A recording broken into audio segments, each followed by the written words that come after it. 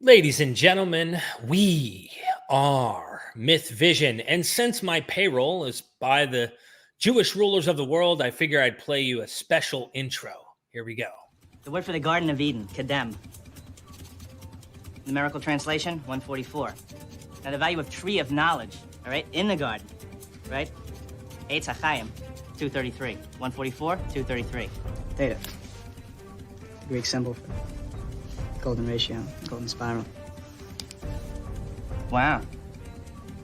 I never saw that before. That's like that series you find in nature? Like the face of a sunflower? Where are the spirals? You see this math everywhere.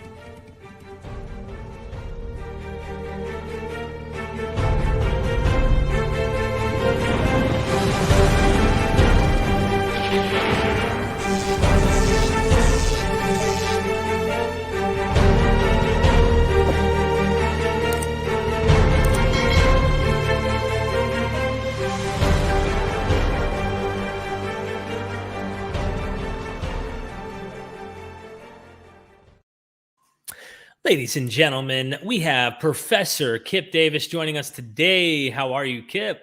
Doing well, Derek. How are you?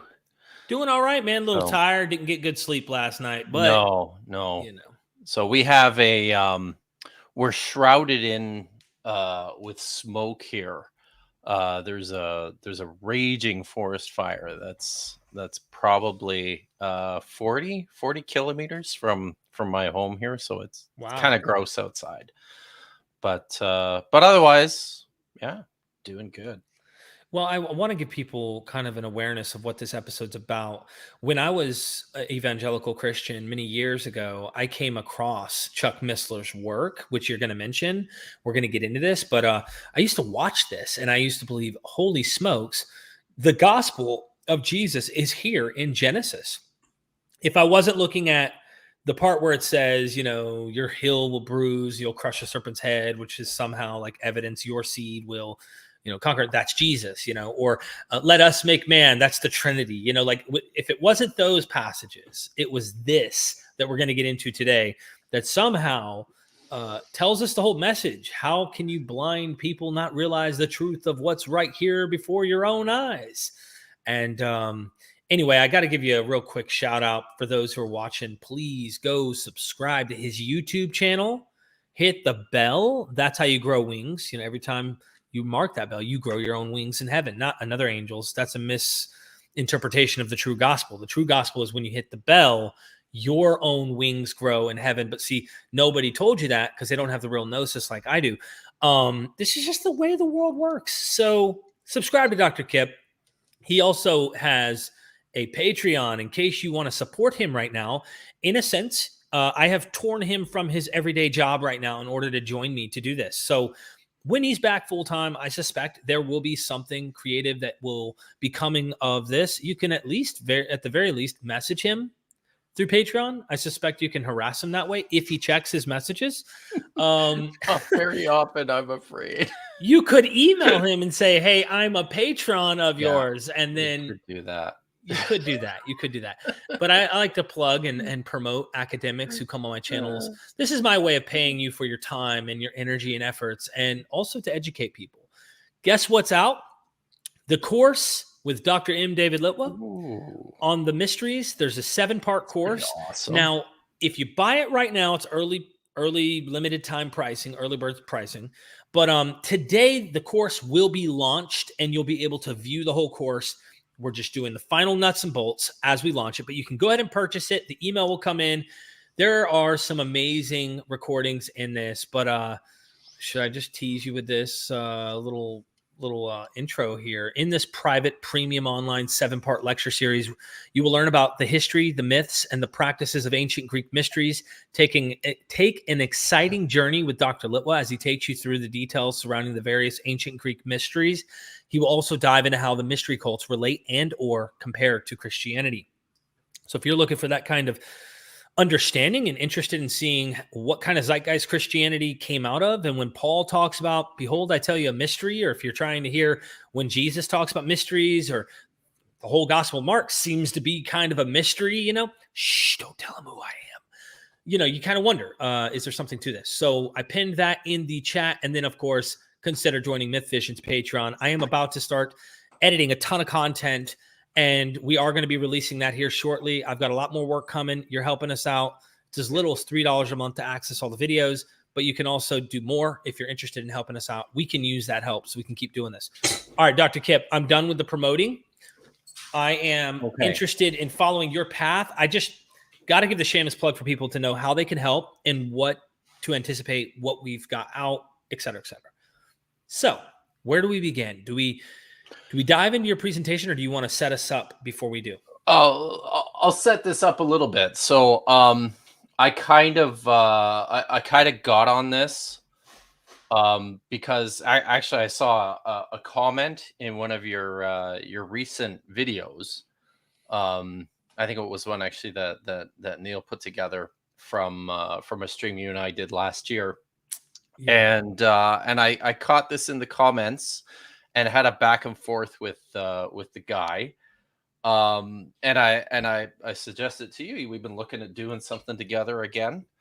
And I was like, hey, why don't we take a closer look at this apologetic claim from Genesis chapter 5? But then this gives me an excuse to do something that I've wanted to do actually for a while, which is to dive into this text, because it's wild. Like, all on its own, Genesis 5 is pretty mind-blowing. So that's kind of what we're gonna do today. And we're gonna, I hope everybody is a little bit patient with us, because Derek and I are gonna have some screen shares back and forth that we're gonna have to do early on here. Yeah. But yeah, I mean, why don't we just get right into it here? Absolutely. I'll share your screen and let's do it. Okay. There we go. We are there. Start this. Okay. You're got good to go. Yes, sir. All right. So this is sexy. Nice. The gospel in Genesis 5 even has the right date on it, I believe. That's pretty good, eh? So okay. I also, my printer's not working right now, so I actually have my my notes up on another screen here, and that's why if people are wondering, that's why I'm looking up to Yahweh as I'm giving my my presentation here. Got it. So what's that, Yahweh? Oh, sorry, put a robe on. Okay. So I'm not entirely sure where this apologetic comes from, but I do believe it was originated by Chuck Missler. I mean, some of the reading and the digging around that I did on the internet took me back to him, and it's been suggested that this came from him. I found an article that he wrote specifically about Genesis chapter 5 in 1996. He's got this this citation within this article that I think sets up the apologetic pretty well. Right. The great discovery is that the Bible is a message system. It's not simply 66 books penned by 40 authors. Excuse me. over thousands of years, the Bible is an integrated whole which bears evidence of supernatural engineering in every detail. The Jewish rabbis have a quaint way of expressing this very idea. They say that they will not understand the scriptures until the Messiah comes, but when he comes, he will not only interpret each of the passages for us, he will interpret the very words. He will even interpret the very letters themselves. In fact, he will even interpret the spaces between the letters. Bro, is this why there are I mean, and this is just me throwing this out there. I've seen where Jesus as his infant is being taught by a rabbi, and then he's like, yeah, but can you tell me what each of the words means? I mean, each of the letters means? Like, what's the meaning of every alphabetic word or letter? Well, and it makes me think this is what's going on. Pretty much, yeah. This is exactly what's happening, and within the rabbinical period, especially, they started to really delve into a system of gematria, where each letter came also with a coded number, and then they started doing crazy math with the numbers attached to the individual letters. I promised math today, and we're going to do a bunch. But I need to I need to point out that it's not gematria, and I'm not well read on the history of gematria, but I do believe that it's something that catches on a fair bit later than the textual stuff that I'm going to be dealing with. So here's kind of the plan for today. Okay, first of all, we're going to quickly jump into the claim, and I'm going to be able to dispatch it in fairly short order by illustrating the problem of languages and the problem of names. So once we're finished with the apologetic, then we're going to start getting into what Genesis 5 is really about. This is a genealogy, and it's probably most famous for the very long ages that are attached to the 10 pre-Diluvian patriarchs listed therein. But maybe what some people don't recognize is that this genealogy actually has a fairly close connection to the genealogy immediately before it in Genesis chapter 4. So we'll talk a little bit about that. And then we're going to get into what's going on with these long ages. And yeah, and we're gonna figure this shit out. Can I say that? Yeah, of course are you can. gonna get No, remember you paid your indulgences beforehand. Right, okay. We're totally Yes. fine. The blasphemy, Got it gets it. forgiven almost instantaneous. Now you can run out of, you just got to do another indulgence, and then, but yeah, you're good. Okay, good. Well, if we're all paid up, let's get started here. So, All right.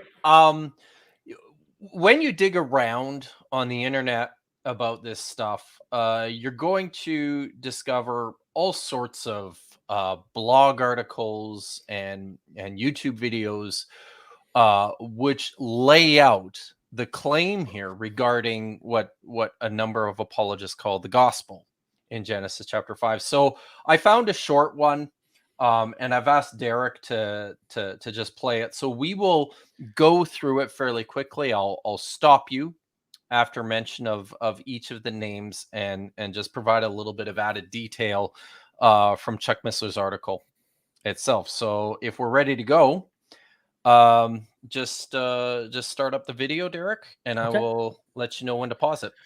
And just so everybody knows, we didn't use Chuck Missler's because, well, it was this probably smaller channel that we're taking this one from, and hopefully there's no copyright issues. I think so. And I actually don't know. I didn't notice if he's actually got a video dedicated.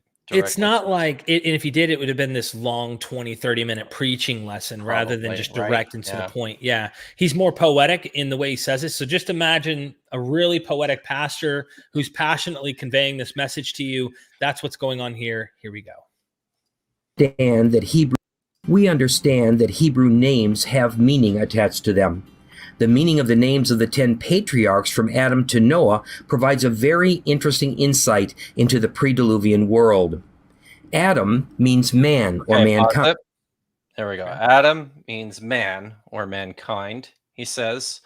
And this is my note, actually. In the Yahweh's creation story, which starts in Genesis chapter 2, verse 4 or 5, the name, the word Adam, is consistently prefixed with the definite article. So it's actually not so much a name in that story as it is a designation, the man.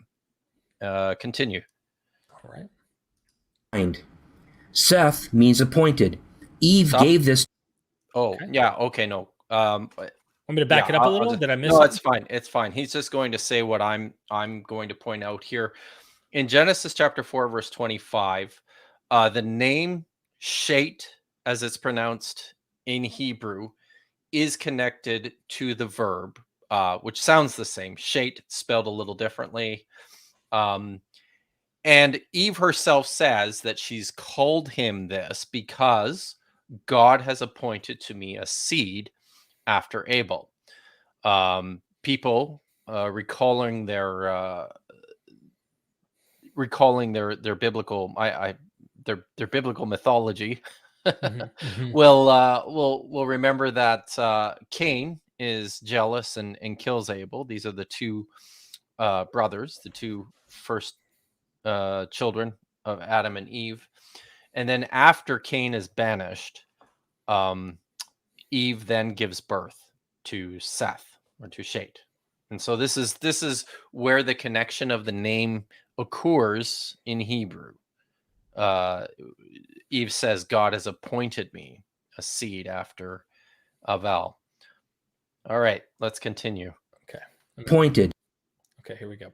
Means man or mankind. Seth means appointed. Eve gave this name to show her faith in the fact that God would deliver the promised Messiah through the appointed son. Enosh means mortal. Okay. Enosh means mortal. This is actually, and this is literally what it means. Enosh in Hebrew is the most commonly occurring word for man, for a man, or for mankind. So it's perfectly synonymous with the name Adam, and I think that's significant, and we'll be able to talk about that later on in the presentation. If you can continue. This emphasizes that man is now mortal because of sin. Kenan means sorrow. Keep going. Oh, okay. The existence of sin causes sorrow. Imagine the sorrow of Adam and Eve at the death of their son, Abel. Okay. Death brings such sorrow. So Kenan means sorrow, and in his article, Chuck Missler says that he relates this word to the word in Hebrew meaning dirge or lamentation, which is kina. And even if you don't know the language, just recalling that you're reading from the right to the left, you can see like the first three letters are identical, and the only difference between them is between the two words kina and Canaan is the last letter. So his suggestion is that this means sorrow on the basis of its connection to a dirge or lamentation. Continue. That even Jesus was caused to weep at the tomb of his friend Lazarus. Mahalalel means the God who is to be praised. All was not gloom and doom. There was a start to worship of the Lord God. Mahalalel's name emphasizes the existence of those who want to worship God in faith. Okay. Mahalalel. I've heard others suggest it means blessed God. I believe this is actually what Missler writes of it in his article, but it literally means praise of El, not blessed of El. Alternatively, it could mean God is shining. Okay, continue. Ared means shall come down. This is one of the more puzzling names until we put them all together. Enoch. Okay. Let me back that up just a smidge. All right, Sure. going back to you. So this is simple. Yared, as it appears in the text, means to go down or to come down. This is the root word. This is the root also of the word Yarden for the Jordan River. Oh, I did that too soon. Enoch, should I play it real quick? Yeah, just play it. Together. Enoch means teaching. It seems that Enoch was a teacher and a prophet of God. Okay. So the word is Chanok, and Missler suggests that it means teaching on the basis of another famous biblical passage, Proverbs 22, verse 6, where an imperatival form, this is an instruction, a form of the verb that's used for instructions, is Chanok, looks exactly the same as the name Chanok minus the vowel letter Vav. It's translated in the King James Version, train up a child in the way he should go. So on the face of it and looking just at where it occurs in this passage in Proverbs, Missler has suggested it means teaching because you're teaching a child in the way he should go. Okay, continue. Methuselah means his death shall bring. The flood came the very just finish it up. year that Methuselah died. His death is also prophetic, pointing to the way of salvation and warning against doubt. Okay, pause it. All right. So Methuselah is the name, and Missler combines two verbs, mot, which means to die, and shalach, which means to send, and as a suggestion that this word actually means his death shall bring. Okay. You could just finish up the next two. Okay. Lamech means Go back here. and warning against doubt. Lamech means despairing. It is perhaps significant that he died before he could see the salvation caused by the flood. He is also a prophet, prophesying that Noah would comfort us concerning our work and the toil of our hands because of the ground which the Lord had cursed. This is significant as well because Noah means rest or comfort. When we put Do you want me to keep going? Just for a little bit. Okay. it all together, we read, "Man is appointed mortal sorrow, but the God who is to be praised shall come down, teaching that his death shall bring the despairing comfort." Okay, This pause is- it there, and maybe we could probably just end it there. Do you want me to go back to your screen? Yeah, let's go back to my screen. Sorry, everyone, I can't actually see what's happening while I have it in this mode. Is my screen up now? Yes. Okay, so the last two names, the suggestion is that Lamech means despairing. It's suggested to come from the verb moch, which means impoverished. Although this is a word that I believe it occurs maybe once in the entire Hebrew Bible. Missler says that the English word lament is actually derived from this word. So on that basis, he says Lamech must mean despairing. And then finally, Noach famously means rest, and Lamech himself provides the meaning behind the name in verse 29, where he says, "This one will provide relief from the toil and pain of our hands, from the ground which Yahweh has cursed." So, and we heard it in the video here, from the assigned meanings of the names, Missler then constructs a sentence. Man is appointed mortal sorrow, but the blessed God shall come down, teaching that his death shall bring the despairing rest. So the suggestion here is that that this is a perfect representation of the gospel in a single sentence. And here it's contained amazingly in the meanings behind the names of these first 10 pre-Diluvian patriarchs. In the end of his article, Missler says this about the passage: the Bible is an integrated message system, the product of supernatural engineering. Every number, every place name, every detail, every jot and tittle is there for our learning, our discovering, and our amazement. Truly, our God is an awesome God. It is astonishing to discover how many biblical controversies seem to evaporate if one simply recognizes the unity and the integrity of these 66 books penned by 40 authors over thousands of years. It is remarkable how many subtle discoveries lie behind the little details of the text. Some of these become immediately obvious with a little study. Some are more technical and require special helps. So that's the apologetic. And now we're going to get into the problems that this raises. And I've got 2 points at the outset here. One of the things, well, I'll just put this up first of all.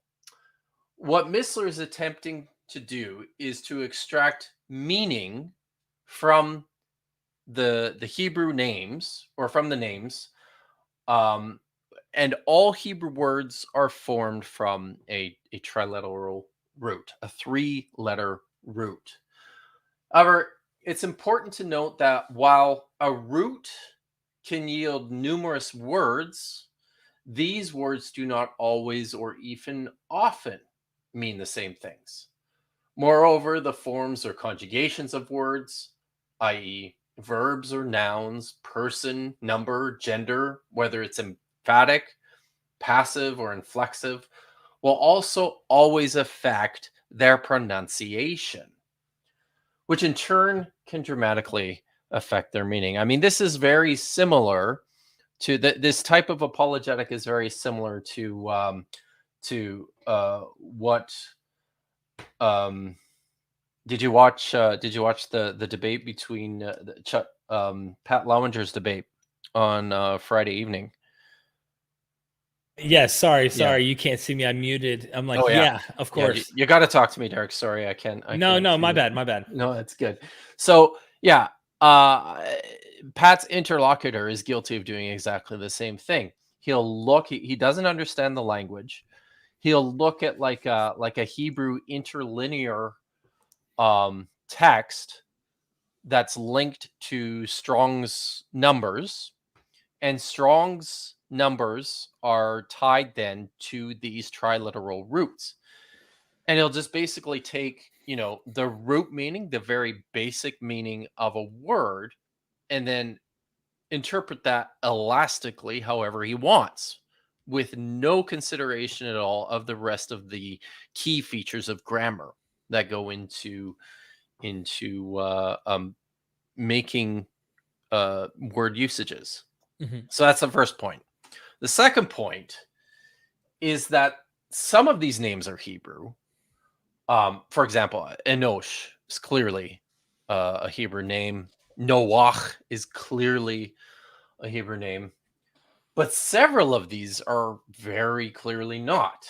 Shet, Metushalach, probably Yared, are derived from different Semitic languages, most likely Akkadian or Sumerian.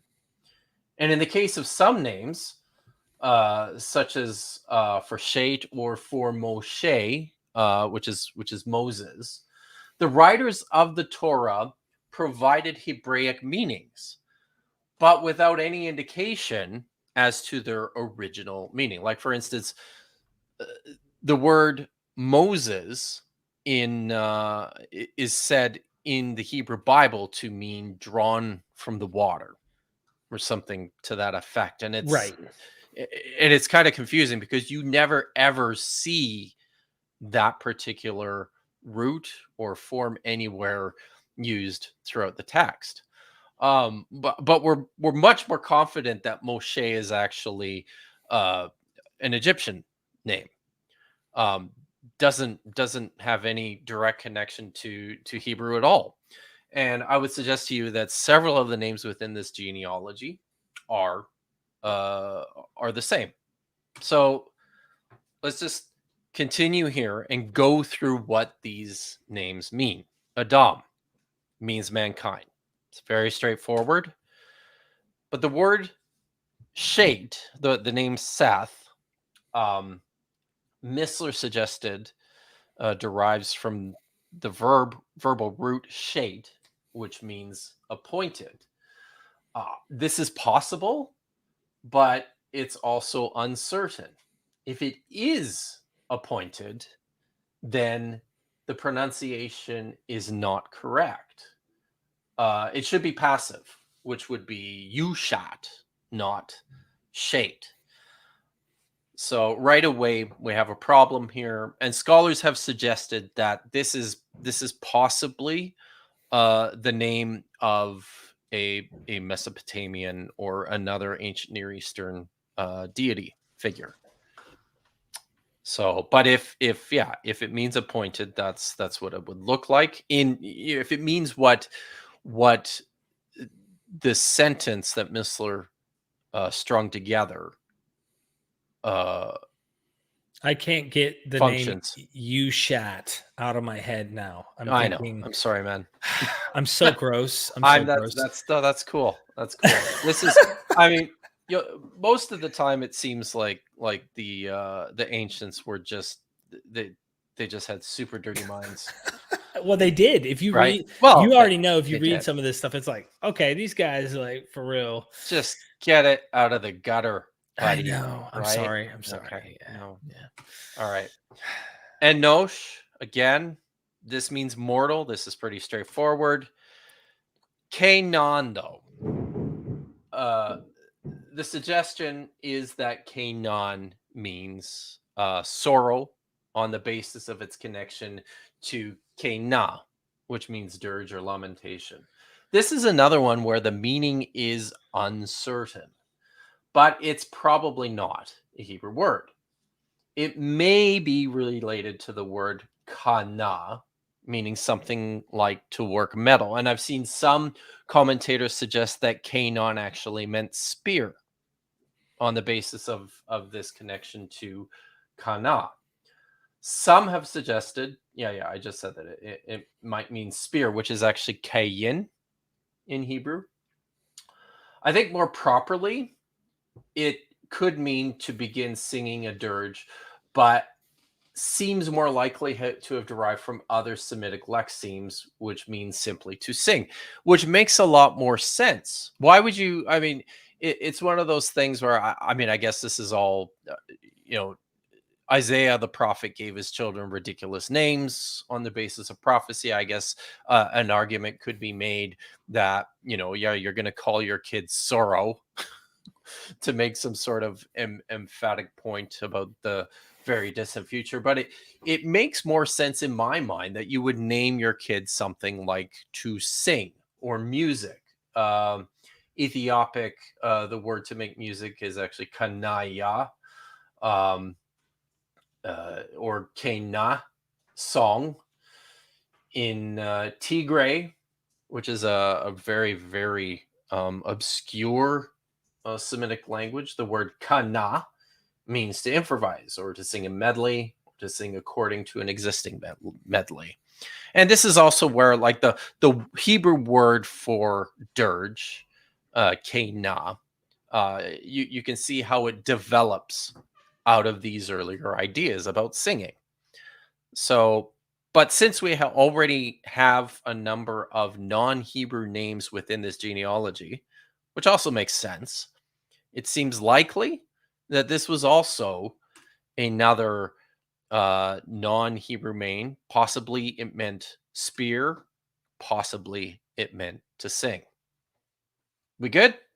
Yes, I was just gonna say, as far as the spear thing goes, I'm thinking of Enoch, like first Enoch, and they love harping on Enoch and the passage here in Genesis, and how if you go back into the Sumerian, right, like you go back into the ancient Babylonian, whatever, the Apkallu and the wise ones come down to teach them, how to agriculture, how to war. And I wonder, I'm just throwing this out there, I wonder if some of these names, like if this meant spear, Right. could this be warfare that they're teaching, or there's some, pre-Diluvian hint at warfare or something? I don't know. I mean, I'm throwing spaghetti at the wall to see what sticks, but I do want to mention real quick, before we continue, Michael Smith says, I thought the subject was the gospel. Can the guest please stay on the topic of the subject matter? Geez, listen, no. The point is Dude. you're correcting the problem of what's going on here, right? That's what I'm doing.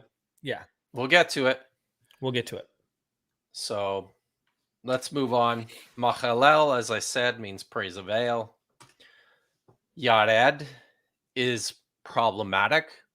It looks like it's from the verb yarad, which means to go down. Which is, again, this is a very, very strange name to assign to a child. And scholars think this too is likely not a Hebrew word. Am I on the right page here?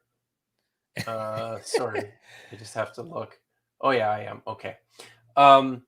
So it's thought that if this, it's thought that this is likely not a Hebrew word, and a good candidate seems to be that it's an Akkadian word. And in Akkadian, the word vardu means slave. Again, if this is derived from the verb yarad, meaning to come down, then the way it's pronounced would set it most closely to a participle, meaning going down. So, all right. Chanok. As I mentioned, Missler suggests this means teaching on the basis of Proverbs 22, verse 6. The name Chanok actually means dedicated. This is an actual Hebrew word. The misunderstanding is based on the English translation of the Proverbs passage from the King James, to train up a child on the way he should go. And this is using the same word, chanok, which means to dedicate. But the more straightforward translation of this phrase should be to commit or to dedicate a child according to his way. So within certain contexts, that can mean to teach, but it's not nearly always. Like it's got to be within certain very clear context that this is a teaching. Okay. Metushelach, Missler says it means his death brings. So on the outside, it's not entirely clear what this name means, but it is, scholars say it's definitely Akkadian, and it's a compound. It probably means something like the men from Shelach. So if this were somehow a combination of Hebrew verbs mot and shalach, the thought here is that the mito means his death, and shalach is the verb to send. So his death sends, but then in order to make that more malleable, you have to change that to his death brings, because on its own, his death sends is a fairly awkward construction. But even this form can't really mean that. For one thing, mitu cannot mean his death, since this is not how to pronounce a noun with the suffix. You don't point it that way either. Rather, if it was his death, it should be moto. And you would most likely see another letter in there, another vav between the mem and the tav. But moreover, shalach doesn't mean to bring.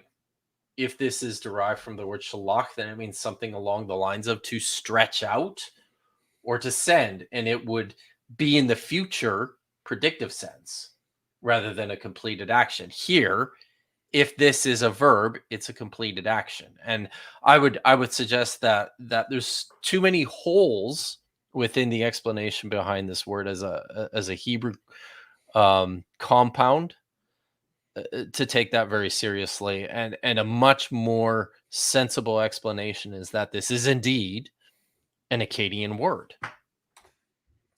Lamech. Does this mean despairing?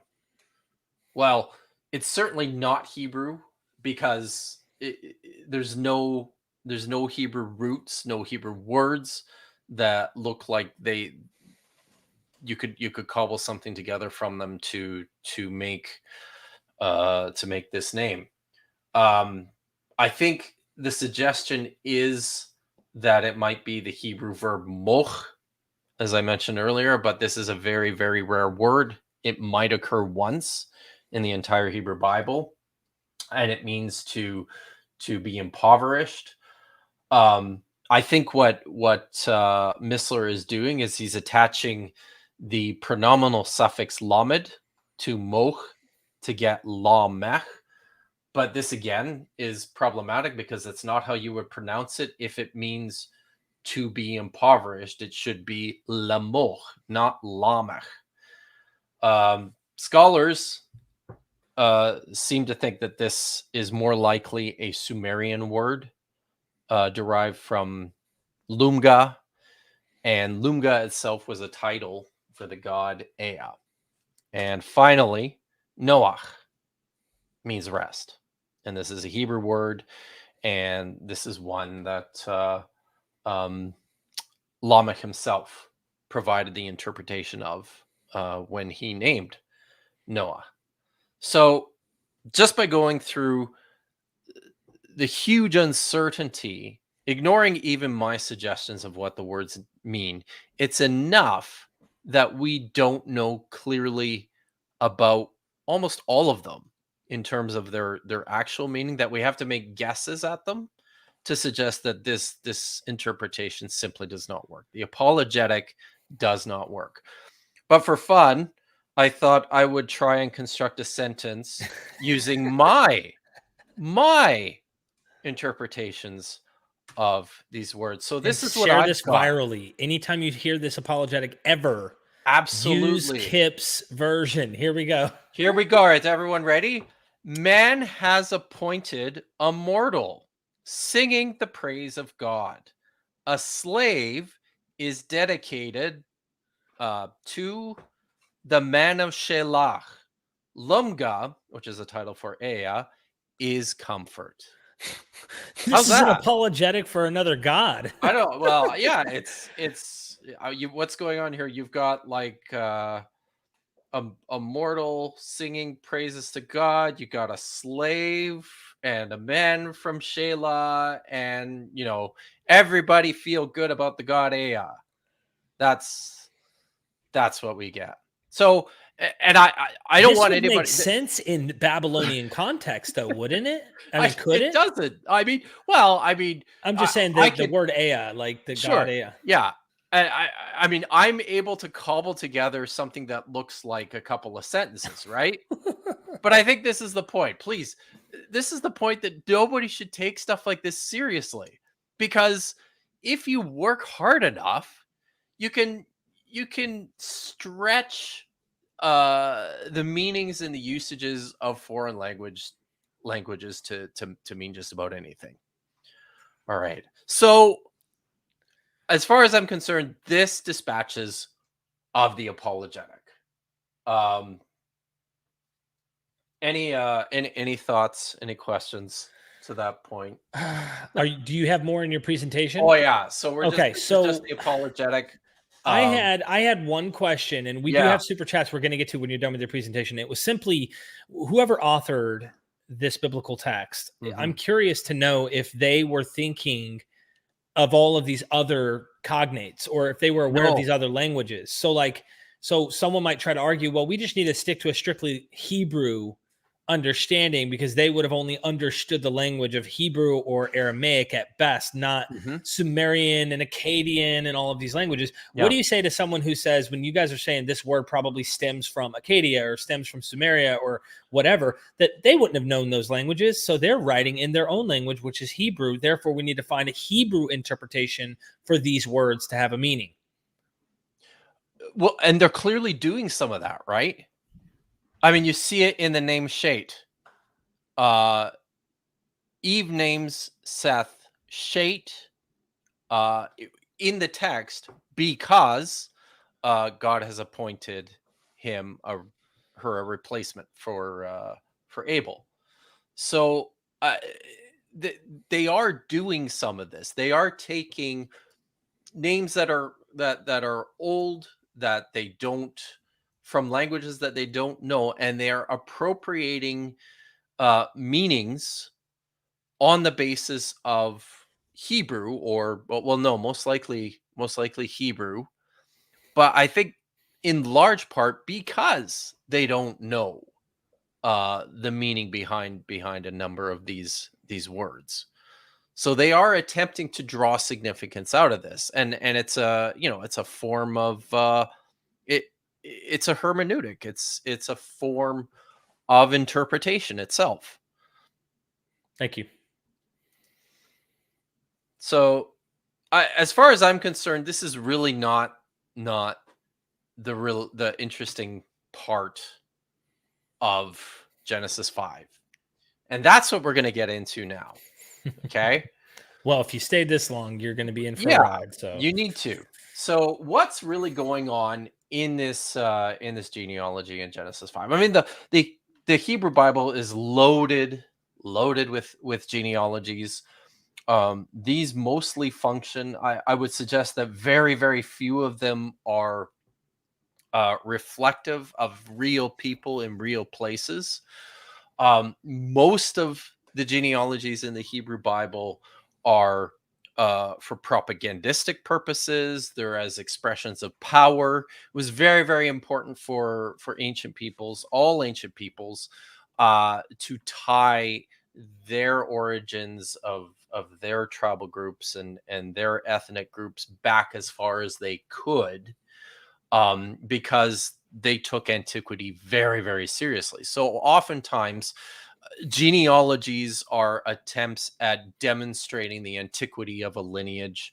They're also to illustrate what Hebrews believe to be familial relationships between them and their neighbors. This is something that happens in Genesis chapter 10, and it's an interesting exercise to go through that one, because you see how they imagined their relationship to the surrounding nations, but anthropologically speaking, we know that many of the relationships are not actual, right?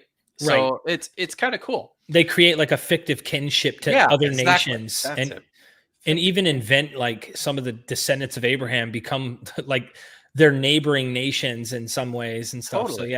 So Exactly. So that's I mean, some of them they got right too. Like for instance, Moab and Edom are actually the most closely genetically related groups to the writers of the Hebrew Bible, and they demonstrate that also in the genealogy. I believe both Moab was one of the offsprings of Lot in his incestuous relationship with one of his daughters, and Edom was the brother of Jacob, Esau. So that's what's going on in genealogies. The one in Genesis 5 people find incredibly interesting because, as I mentioned, it's got these exceptionally long ages attached to the patriarchs, and we're going to get into that next. But for now, what a lot of people probably don't realize is that there is a close connection between this genealogy and the one that appears in Genesis chapter 4, right at the end of Genesis chapter 4, after after Cain slays Abel and is banished. And so after he slays Abel and is banished, then I believe it starts in verse 17. It lists Cain's descendants. So what's happening, here's the genealogy that appears in Genesis chapter 5. In Genesis chapter 4, we have Adam, we have Cain and Abel, the first two born sons of Adam. And then he has, after Abel dies, then Adam gives birth to Seth. And I'm moving some stuff around here in a way to illustrate the connection between these two texts. Lots of scholars suggest now that the two genealogies, the one in Genesis chapter 4 and the one in Genesis chapter 5, are probably actually the same genealogy, but deriving from two different sources, the so-called Cainite genealogy in Genesis chapter 4, belonging to J, one of the Yahweh source of the Pentateuch, and the so-called Sethite genealogy belonging to P, or the priestly writer. So let's take a look at the connection between these two genealogies. One thing you'll notice at the outset is that there's a number of parallels. There's two names, the names of two descendants, Enoch and Lamech, are repeated in each genealogy. They both appear there. And then corresponding names appear in the same sequential order, but then with a reciprocation for two names, Machalel and Enoch. And I'll just illustrate how this works. So Abel has died. Eve then gives birth to Seth, but right between the death of Abel and the birth of Seth is this genealogy in Genesis chapter 4, which is known as the Cainite genealogy. And you can see, so Seth appears in both passages, and then the son of Seth is Enosh. And then in Genesis 5, it says that Enosh gave birth to Canaan. Canaan is basically identical to the name Cain, but with an additional letter appended to the end. We see that in Genesis 5, the son of Cain is Enoch. In Genesis 4, the son of Cain is, in Genesis 4, the son of Cain is Enoch. In Genesis 5, the son of Canaan is Mahalalel, with Enoch appearing another 2 generations later. In both Genesis 5 and Genesis 4, the next descendant, the son of Henoch in Genesis 4, the son of Mahalalel in Genesis 5, is Yared or Irad, which is, again, essentially the same name, but in Genesis 4, with the addition of another letter at the beginning, an ayin. The son of Yared in Genesis 5 is Hanoch. The son of Edad in Genesis 4 is Mahuyael, which sounds a lot like Mahalalel, and is actually the only difference between the two names is the replacement of a couple of letters in the middle, the Vav and the Yod, for 2 lamets. In Genesis 5, Hanoch gives birth to Metushelach. In Genesis 4, Mahuyael gives birth to Metushael. Again, very, very similar names, but with the replacement and rearrangement of a couple of letters on the end. And the son of Metushelach and the son of Metushael is Lamech. Now, in each separate genealogy, the text presents all of these people as separate, distinct people. But I think on the basis of this breakdown that I have shown, there's strong reasons to believe that these are 2 forms of the same genealogy.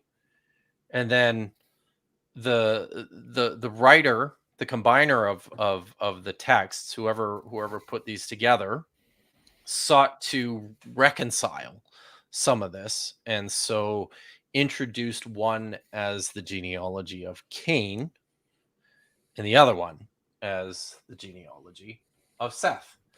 I find it interesting that Enosh gives birth to Kenan, and Enosh literally is synonymous with Adam.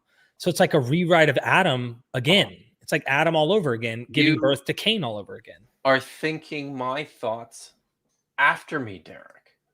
It's significant to note on this point that the name Enosh means mankind, which is perfectly synonymous with the name Adam. Oh my gosh, my prediction. Look at that. Wow. Look at that, right? So, yeah. So Enosh, in a sense, is now positioned in the Sethite genealogy as a new Adam, as a new man, as a new beginning. So, but I think it's compelling.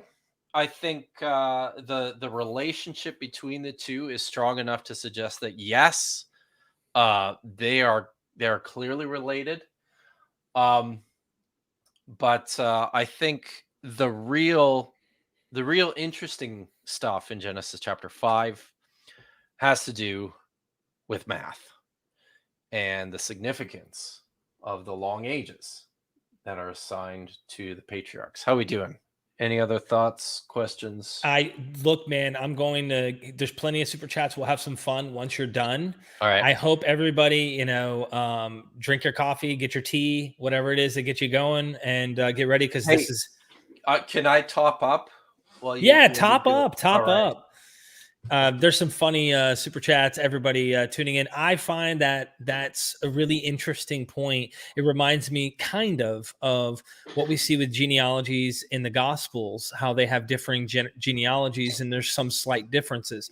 But we see the same thing happening here in Genesis. It's really interesting. All right. I will wait, of course, until we are done. And just letting everybody know, I thank you for your support. Appreciate those super chats. There's some funny ones coming, Kipp. So awesome. I'm excited. They all have to do with you shot, don't they? No, I wish. I wish. Okay. All right. So the phenomenon of these extremely long ages assigned to the pre-Diluvian people. When I say pre-Diluvian, I'm basically referring to anybody who is depicted as having lived prior to the flood of Noah, or the flood of Atrahasis, or the flood of Utnapishtim, whoever your favorite flood god is. All right. So we know of this phenomenon from the Sumerian Kings list. Attaches astonishingly long ages to the pre-Diluvian kings, and we'll get to that a little later. For now, I want to focus on the text itself. I've listed the ages here. There's actually 3 competing versions of this genealogy in Genesis chapter 5, in the Masoretic text, which is on the left, in the Septuagint, which is in the middle column, and in the Samaritan Pentateuch on the right. And for each patriarch, I've listed 2 numbers. The first number is the age of the patriarch at the time of the birth of their firstborn son. And the second number, the really large number, is how long that patriarch lived. So for example, Adam was 130 years old when his son Seth was born. He lived to be 930 years. This is according to both the Masoretic text and the Samaritan Pentateuch. In the Septuagint, he was 230 years old when he gave birth to Seth, but also lived to 930 years.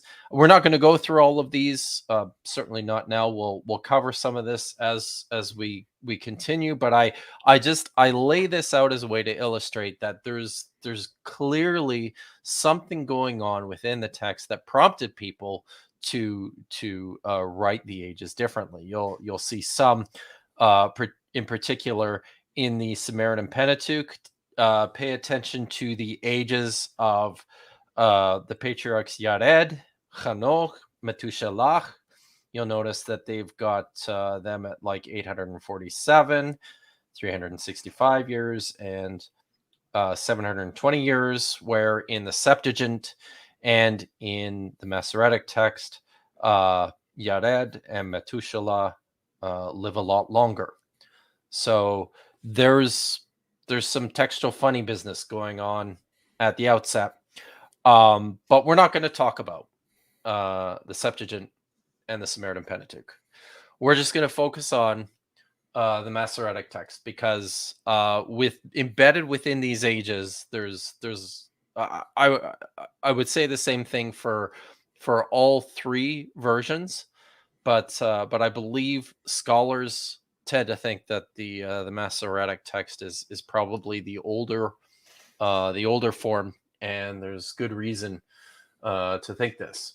So at a glance, we should think at the outset that these numbers are symbolic. I mean, right away, it's ridiculous to imagine that a man could live for over 900 years, or even over 700 years, or even over 150 years. So that's a clue. But if you look at these You numbers, would think it is. you would think, right? Yeah, I mean, But there's a couple of other things I'm going to suggest to you at the outset. First of all, 6 of the patriarchs live to an age that is divisible by the number 5. Okay. And then 7 of the 9 live to over 900 years, which is significant. And then you've got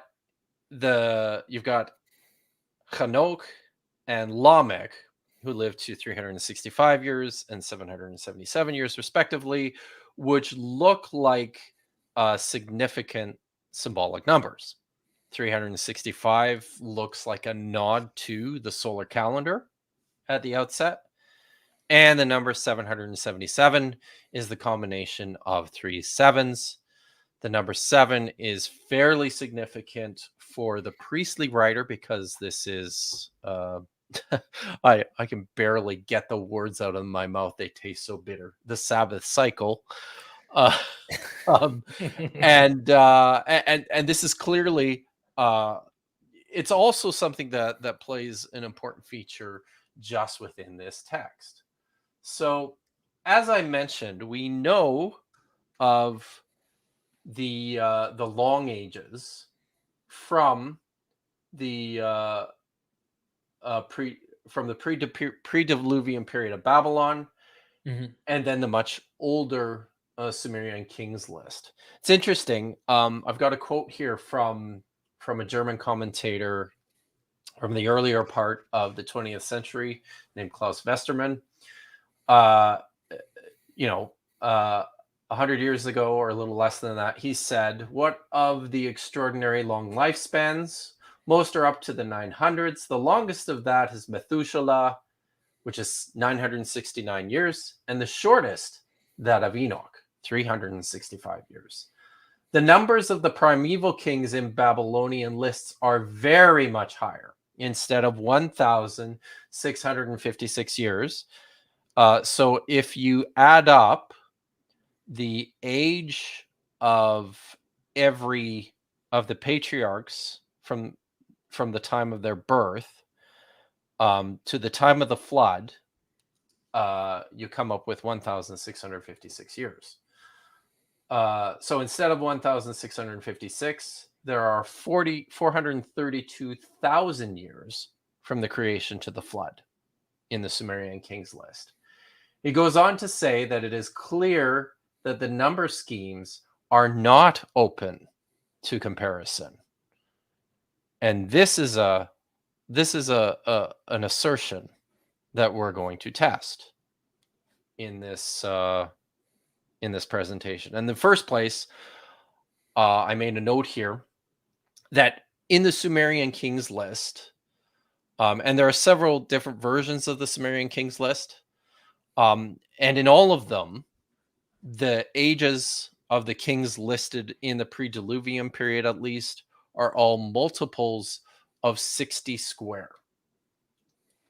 Significantly, 5 years is equivalent to, can you guess how many months is in 5 years? If you can't do the math in your head. I guess 70. I don't know. No, it's actually 60, 60. 60. It's 60. I went 70 because of the Sabbath. Oh, But, yeah, sure. yeah, Yeah. I'm stuck in that cycle Of in course. my head. It's because of God. Of course, because You of know. God. Yeah. Yeah. So 5 years is the equivalent of 60 months. A careful appraisal reveals that when the Genesis 5 ages are converted to months, then every number in the genealogy is either divisible by 60 or divisible by 60 plus the addition of 7 years. And I'll show you what this looks like. So if you convert this into months, in the first column, you have the number 130 years, which is the age that Adam was when Seth was born. Converted into months, that is equal to 60 times 26. The total length of Adam's life, 930 years, is equal to 2 times 60 square plus 60 times 40. These are in months, right? Mm-hmm. Next one. Seth, the birth of Seth's son Enosh is a multiple of 60 by 21 months. Seth's age at the time of his death is 2 times 60 square plus 60 times 40 plus 7 years. And the entire list can be broken down like this. Here is the formulation for every one of the patriarchs, both their birth in terms of how old their father was, and then their age in months. Mm. So obviously, this is significant. This is the author of this text is trying to communicate something to us through what we call a sexagesimal numbering system, which predated, the decimal and the Arabic numbers. So this is how they did Mesopotamian math. And to make it into dumb terms for people who are thinking like me, this is evidence that men used the ideas of older civilizations, ideas like mathematics and ancient kings list and whatnot, to create their own genealogical or their own supposed, if I can use the term, king's list of their genealogical forefathers. So you don't need God to know how to do what's going on right here. This is clearly something that you would imagine other civilizations have influenced the Hebrews. But we got a funny super chat we're going to bring up about this actually later, whenever we get to it. It's fun. All right. I'm excited about that. So here's what we have at the outset. And I'm going to suggest that I think this clearly indicates, contrary to what Westerman says, that there is a relationship between what's going on in the Genesis 5 genealogy and in the Sumerian Kings list. So a scholar by the name of Jules Oppert, and I gotta so this isn't I have to say at the outset, this isn't my work. This is drawn from a very interesting article by Lloyd R. Bailey called Biblical Math as Heels Geschichte. That was published, when was that? 1996. So right at the same time as Chuck Missler did his apologetic. If only Chuck had read this article. So anyways, and Bailey also draws from an earlier scholar by the name of Jules Oppert, and from others like Umberto Cassuto.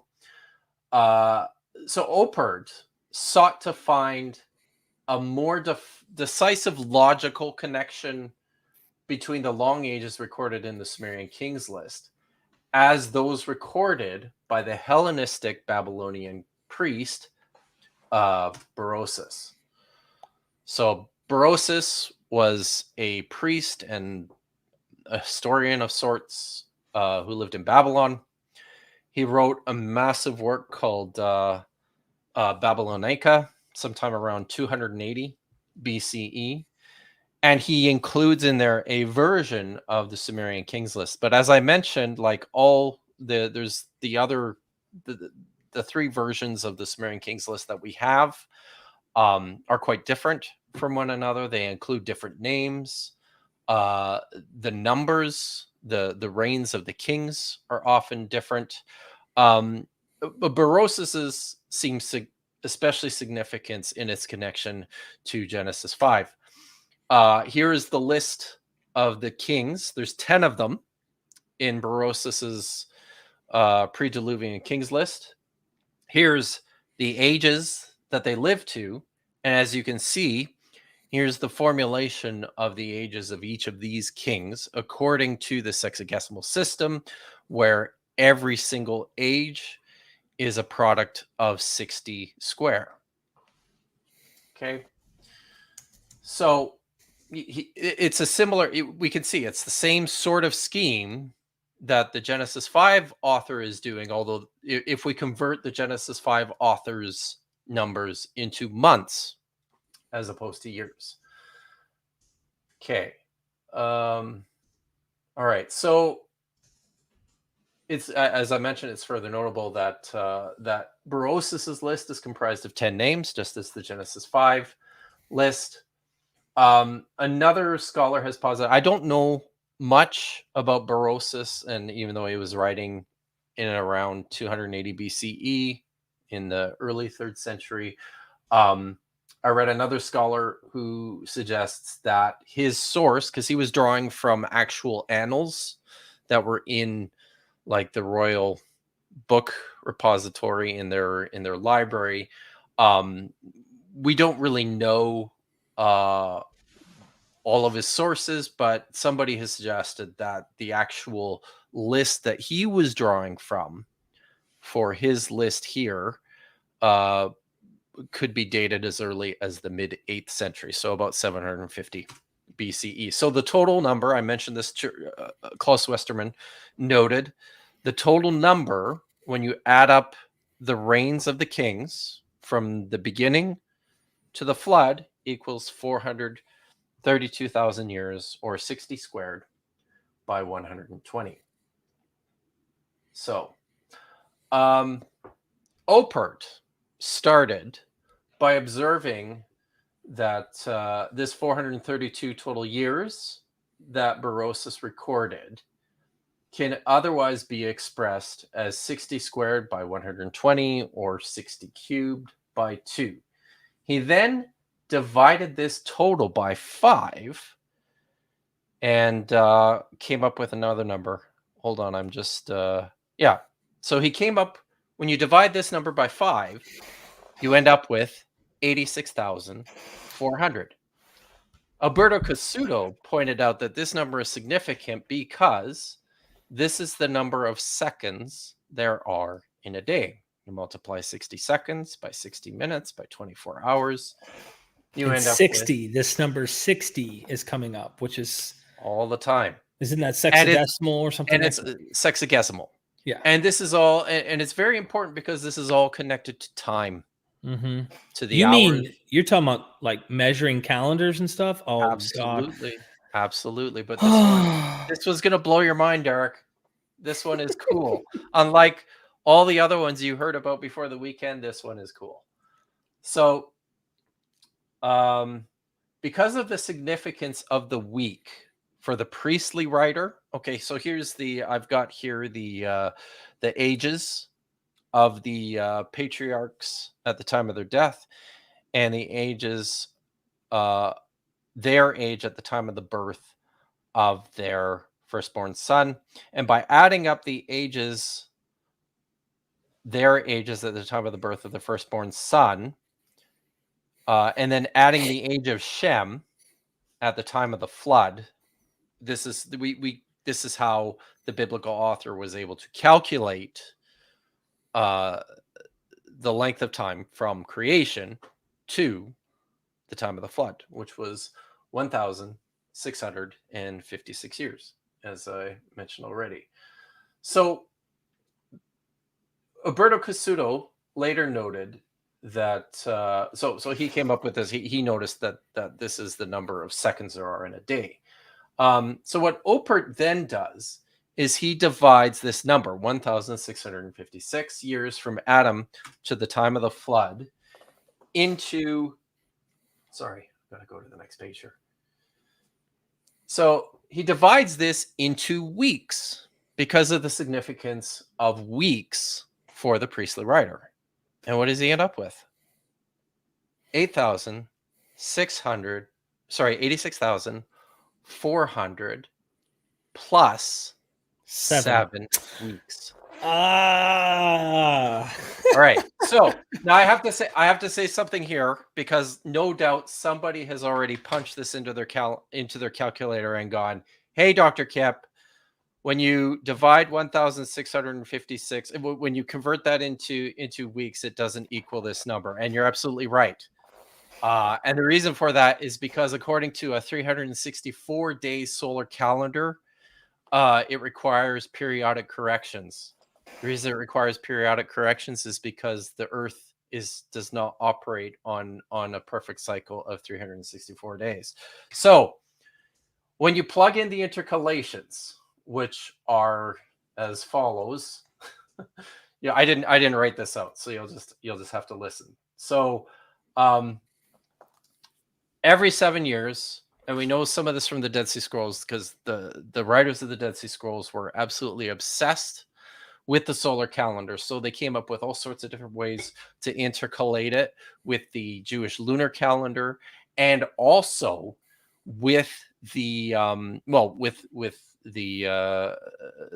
the seasons, so that you wouldn't get seasonal drift.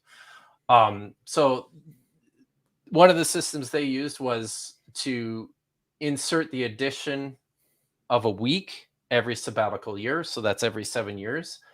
And then an addition of 2 weeks every 4th Sabbath year, or every 28 years. So what that means is if you divide 1,656 years by, or if you multiply that by 364 days, you end up with 604,849 days.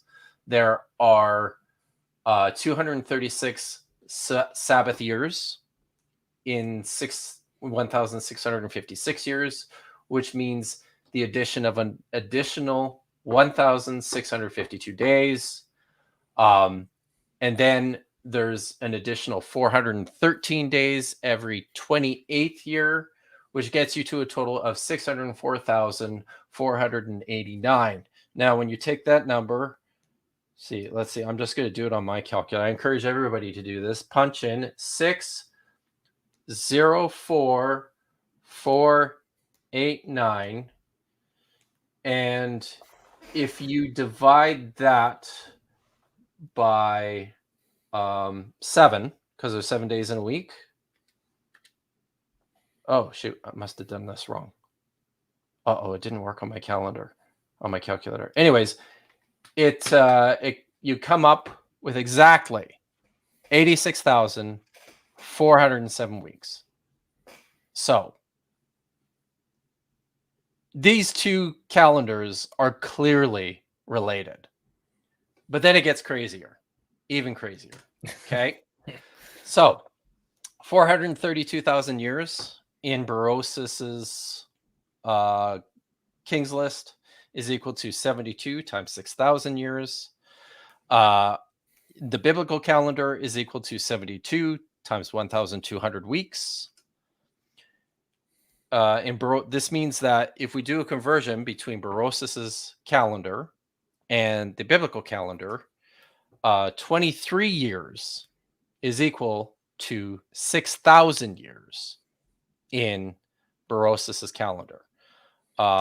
Another way to say that is that one Genesis 5 year is equal to 0.0038333 Sumerian King's List years. Okay. Now, Cassuto also noticed that the ages of the firstborn sons from Adam to Mahalalel decreased with every generation, but then after Mahalalel increased again. So he added the ages of these first 5, came up with 460 years. When you multiply 460, or when you divide it essentially, in order to convert it to Berosus King's List years, you end up with 120,000 years. Or 60 times 2 times 10 cubed, or 20 times 6,000. Interestingly enough, when you divide 460 by 20, you end up with 23. And you'll recall that 23 years is equal to 6,000 years in the Sumerian King's List. So in the next grouping, if you add up the ages of the firstborn son of Yared, Henok, and Metushelach, you end up with 414 years, which is also a multiple of 23. You convert that into Babylonian King's List years, you end up with 108,000 years. For the final 3 patriarchs on this list, Lamech, Shem, Noah, and Shem, who was 100 years old at the time of the flood, you end up with 782 years, which is also a multiple of 23. You convert that into Babylonian King's List years, equals 204,000 years. And when you add these 3 periods together, what do you think you end up with? 864,000. 432,000 Okay, years, I doubled it. which is the total that Berosus applies to the time of period from the beginning to the flood. So I doubled 432,000, came up with 864,000. Yeah. But we talked about this. There's that many seconds in a day, but it's also interesting. It's not exact, but I sent you a screenshot of the diameter of the sun. Right. And the diameter of the sun is 865,000 miles in diameter. I thought, oh, snap. Maybe, observation and calculation we've observed for a time, but this makes me have questions. There's a lot of questions. I think that's a happy coincidence. I'm going to stop sharing my presentation. I got a couple of things to say at the end here. Things that I think are significant. Okay. About this.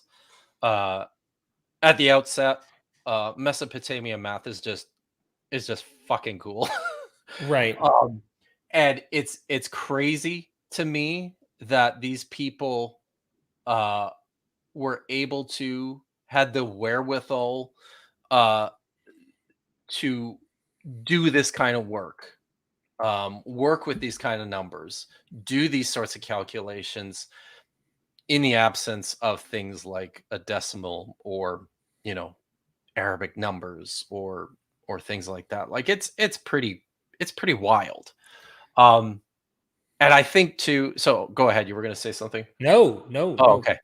So the other thing that I think is significant about this is the fact that this works so well with Berosus's list. Not nearly as well with the much older surviving versions of the King's List that we have. And Berosus was writing in like the 3rd century. This is what I was. So, man, let me tell you something. I know when we have certain theories that we hold to, or hypothesis, if you will, and we try to understand dating these texts. I have Ronald Hindle's book behind me. How old is the Old Testament, right? And it goes. He's not a maximalist, but he's, in terms of critical scholarship, he has there's some really old dates to a lot of this material, and that may be the case. But Russell Gamirkin, who's not even a PhD, but is like Thomas L. Thompson, the minimalist, or he's like, maybe he's not a minimalist, but he's in that range of like later dating of the Hebrew Bible. He took him under his wings. And of course, the college that they work with, the Copenhagen School, has practically given him an honorary PhD because he is a well-documented Old Testament guy. And he lives 3 hours, 4 hours from me. I got to go visit him and record, but he thinks that there's a connection between Berosus and the dating of Genesis, and that he thinks that without Berosus, it's not just this genealogical thing you're discussing or the King's List. It's much more than that. There are things in Genesis that are only found, and now, this doesn't mean there wasn't material out there. Maybe there's something we just lost and don't have, but there's only things that we find in Berosus and no other ancient Babylonian, whatever material that we find in Genesis. Now, his point is that whoever wrote this or compiled the Hebrew Bible may be taking older collections of stuff and then giving a final edited version of it. This was my contention. I actually talked to Michael Jones on the phone the other day when he did his documentary hypothesis, Jab. And I said, so you bring up some interesting criticisms, and I appreciate the book or the video that you did. And I said, but if a more minimalist approach on dating the Bible, and if that's the case, then assuming the supplementary idea is going to be the best sense, how were Greeks in the Hellenistic period, and those that were not just Greeks, but that were Hellenized, how were they compiling their literature? It didn't have to necessarily be supplementary. It could have been multiple text traditions, and they compiled and spliced and did all of that. So if minimalism is true, it might support the documentary hypothesis even more. I'm just throwing it out there. Anyway, that was a lot. I just unloaded. Yeah, no, and I like the track you're going on here. At the outset, I don't think that this shows that Genesis is a 3rd century document. Mm-hmm.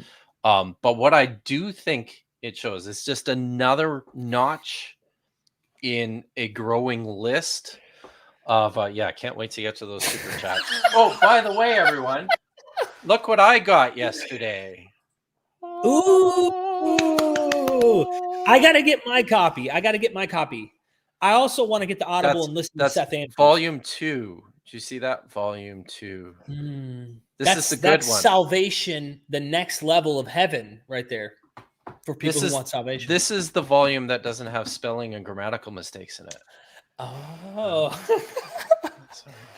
And that was all thanks to... who could it be? I don't know. Who could it be? Dr. Kill helped edit, actually. And it's a family here. We have a family. So what were you saying? I'm sorry. Okay. So as I was saying, what I think this is another notch on the in the growing list of evidence for a clearly post-exilic setting of at least the compilation of the sources, right? Right. You've got Genesis chapter 1, the priestly creation story, which looks like it's clearly indebted to the Enuma Elish.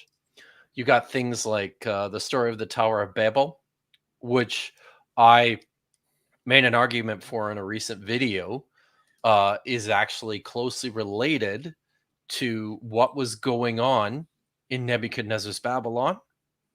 You've got Genesis chapter 5, which does this crazy intercalation of the calendar, the same calendar that was used by Berosus, drawn from the Babylonian court annals.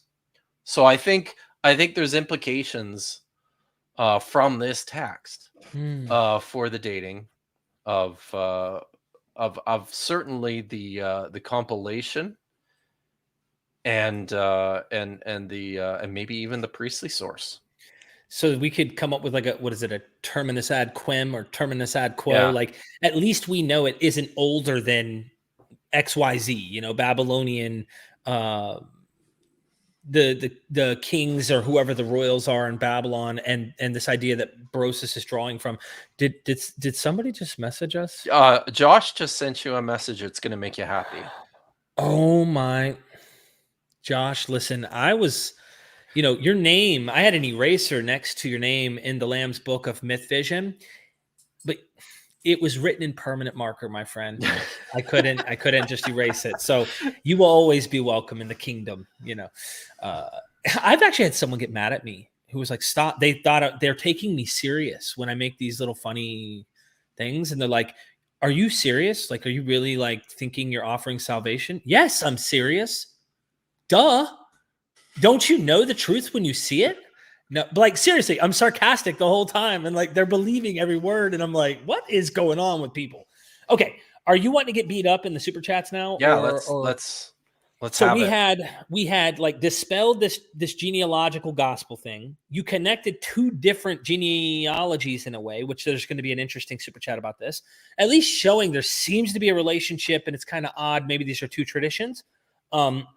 We went and saw that the source for whoever's authoring these genealogies, they're drawing from the Babylonian, Mesopotamian kings list, and in some way there's a relationship there. And it seems like humans are behind this text. So, all right, let's keep going. And one more thing. I think it's also important to note, and this makes sense too within the time period. If we're setting this stuff in the post-exilic period, then it also makes sense that because this is the time when the Hebrews, at this point the Jews, essentially adopted the Babylonian lunar calendar. It also makes some sense that that there's calendrical polemics going on at this period, and this particular calendar, like I said, only works on like a 364-day solar calendar in accordance with how it's presented in like the Book of Enoch and in numerous of the Dead Sea Scrolls. And these are texts that are all like, no older than the 3rd century. Wow. Okay. Now let's move on. Okay. Discovering Ancient History with Pat Lowinger. Thank you, Pat, for the super chat. Notice that rhymed every time. Ooh, Derek, where do you find all these awesome scholars? Great show. I'm impressed not only by Kipp's erudite knowledge, but also his epic beard. Derek gets all his scholars from the beard store. Yes, absolutely. So I go to a local beard store actually, and they have a collection of list, a king's list actually, and the calculation. Digital Hammurabi says, Dr. Kipp Davis. I can't even read this. What's this? It's Natan. Give me a break. So there's a history here, people, if you're unaware. You can check out an after show, the after show from Pat's debate, which occurred on Friday night. I believe it's on what's that guy's name? Do you know offhand? Tom. You sent me the link. Yeah. Let me see. You go post it in the chat. Yeah. You are a mod, right? You're able to do that? Yeah, I am. Okay. So I'm just gonna find it here. It's on Jason Torn. Is it Torn or Tom? Jason Torn's channel. I think Torn. Yeah. So yeah, just post that for everybody. Thank you, Dr. Josh. Good to see you in the chat. Discovering Ancient History with Pat Lowinger again. 2 kids over the age of 20. I get sorrow. This is back when you were going into the names. So he agrees with our apologist friend here in terms of let's just make the name mean sorrow for the sake of the fact that that's right. Let's do that. Thank you, Pat. Wow, 2 kids over the age of 20. Wow. Yeah. See, I only have one that's over 20. I have and I have my middle son actually just started How old is he? Started uni this last week. My oldest is 23. 23 is a number we found. Oh my God! He's 23. Oh, It's evidence. So, and then Nick is 19. He just started university. Here, I'm just gonna post this the link to this in the chat there, guys. You can go check that out for hilarity and context. All right, next super chat is by Gnostic Informant, my buddy Neil. Go subscribe to Neil's channel. He really offers true gnosis. Seriously, appreciate the support, Neil. Is it true that every Hebrew Masoretic, is it, or MS? Yeah, for Psalm manuscript. Every Hebrew manuscript. Okay, I'm thinking Masoretic. Every Hebrew manuscript from Psalms 22:16 says, like a lion, except for one damaged, unreadable manuscript, which happens to be pierced my hands. And just by chance, it was translated by a Christian. Neil's really got to work on his spelling, but it's more or less true. Boy, that didn't sound good, did it? No, you're harsh. You're listening to the Old Testament God too much. I would. So it is essentially true. What Neil is getting at is essentially true. I've said this before in a number of other video streams that the translation of Psalm 22:16 or 17 in the Hebrew, which is supposedly a prophecy of the crucifixion of Jesus, which says, "My hands are pierced," is actually is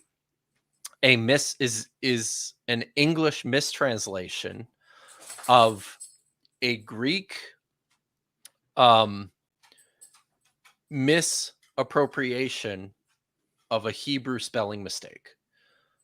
So now I do need to say I'm I don't know there's thousands and thousands and thousands of Hebrew manuscripts, but as far as I know, there's I think a handful, maybe 2 or 3 Hebrew manuscripts which preserve the variant as it appears in the Greek Septuagint, but these are all very late, like late medieval texts, and are universally regarded by scholars to have been the result of Christian corruptions, or just the propagation of a spelling error.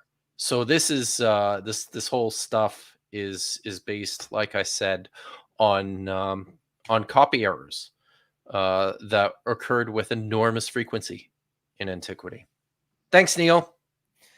Absolutely, yeah. So it was common that would happen. Someone would make a mistake, and then next thing you know, that mistake becomes the material that was used. You got it. Okay. Nidimus, thank you for the super chat. Just here for my NDKV, my new Kipp Davis version. And this is when you actually said, here's what the names, if you wanted to create a sentence, sound like. So I think people should clip that. That's and awesome. Yeah, totally. This is according to the NDKV. Yep. NKDV. Yeah, NKDV. It should. So there you go. There you go, Nidimus. Thank you so much. More to come as Yahweh, reveals it to me. Yeah, direct revelations. Thank you. You got it. Discovering Ancient History with Pat Lowinger. But Kipp, since Noah is responsible for giving language and literature to the ancient Sumerians, shouldn't that explain everything? Checkmate, atheist. I guess I should just go away. Yeah, you should retire. Yeah, we should. End of stream, everyone. Everybody, this is it. We lose. Have a good one. Just kidding. Yeah. Thanks, Pat. Pat, thank you so much. Pat's back again. And I mean, just on that point, Pat absolutely killed it in his debate on Friday. It was positively devastating. I was so happy for him. I was so happy for his performance. So thanks, Pat. I think Let's it's see the next one. A bunch of common sense is what I heard, and it wasn't just common sense. And my patience it was very tough, like just kind of trying to get through it. But Pat calmed himself down even at points because it was very frustrating. But I got to give Pat serious credit for doing that. And serious credit.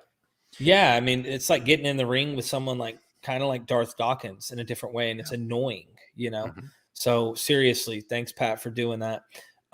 Should we engage in some necromancy a la Witch of Endor to get Chuck to come in here and defend his scholarship? I think it would be fun to try. I think he's dead. Oh, that's necromancy. Yeah. Oh, totally. Right. Yeah. Is there anyone with the power? So I don't know. As I mentioned to you before the show, Derek, I listened to a whole podcast this last week about American spiritualism. So yeah, maybe there's something there. Thank you, Pat. Appreciate that. Constellation Pegasus in the house. Good to see you here, my friend. Why is Kipp not doing physics? His math looks pretty strong. It's not like the universe isn't complicated. So I have to say, I was not great in math when I was in high school. I actually had to take, I did grade 12 math, and I failed it the first time around. I got less than a 40%.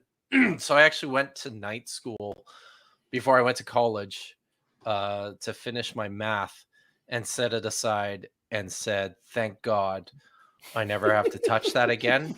But then when I started doing my work in the scrolls, and really this came out when I had to start making physical calculations in an effort to assign fragments in relation to each other, because it's all about measuring damage patterns and calculating the distance between them, and using the circumference of a scroll to arrive at a best guess projection of what a now deteriorated manuscript looks like. When I started doing that, I really started to fall in love with math.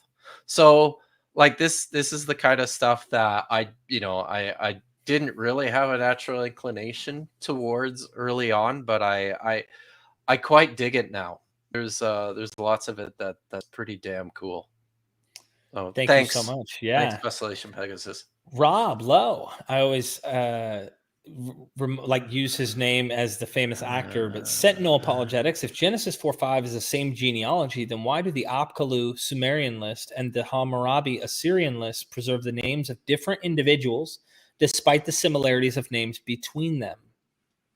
I have no idea. Something to look into. Though. Sure. Yeah. And I'm interested in seeing, like, did they have some dual tradition, or I don't know. I don't have no clue. I'm totally guessing. Maybe Josh would know more about he this. might, yeah. And like, yeah. So my understanding is that, as far as I'm concerned, I think what's happening is, I just have to look at this question again.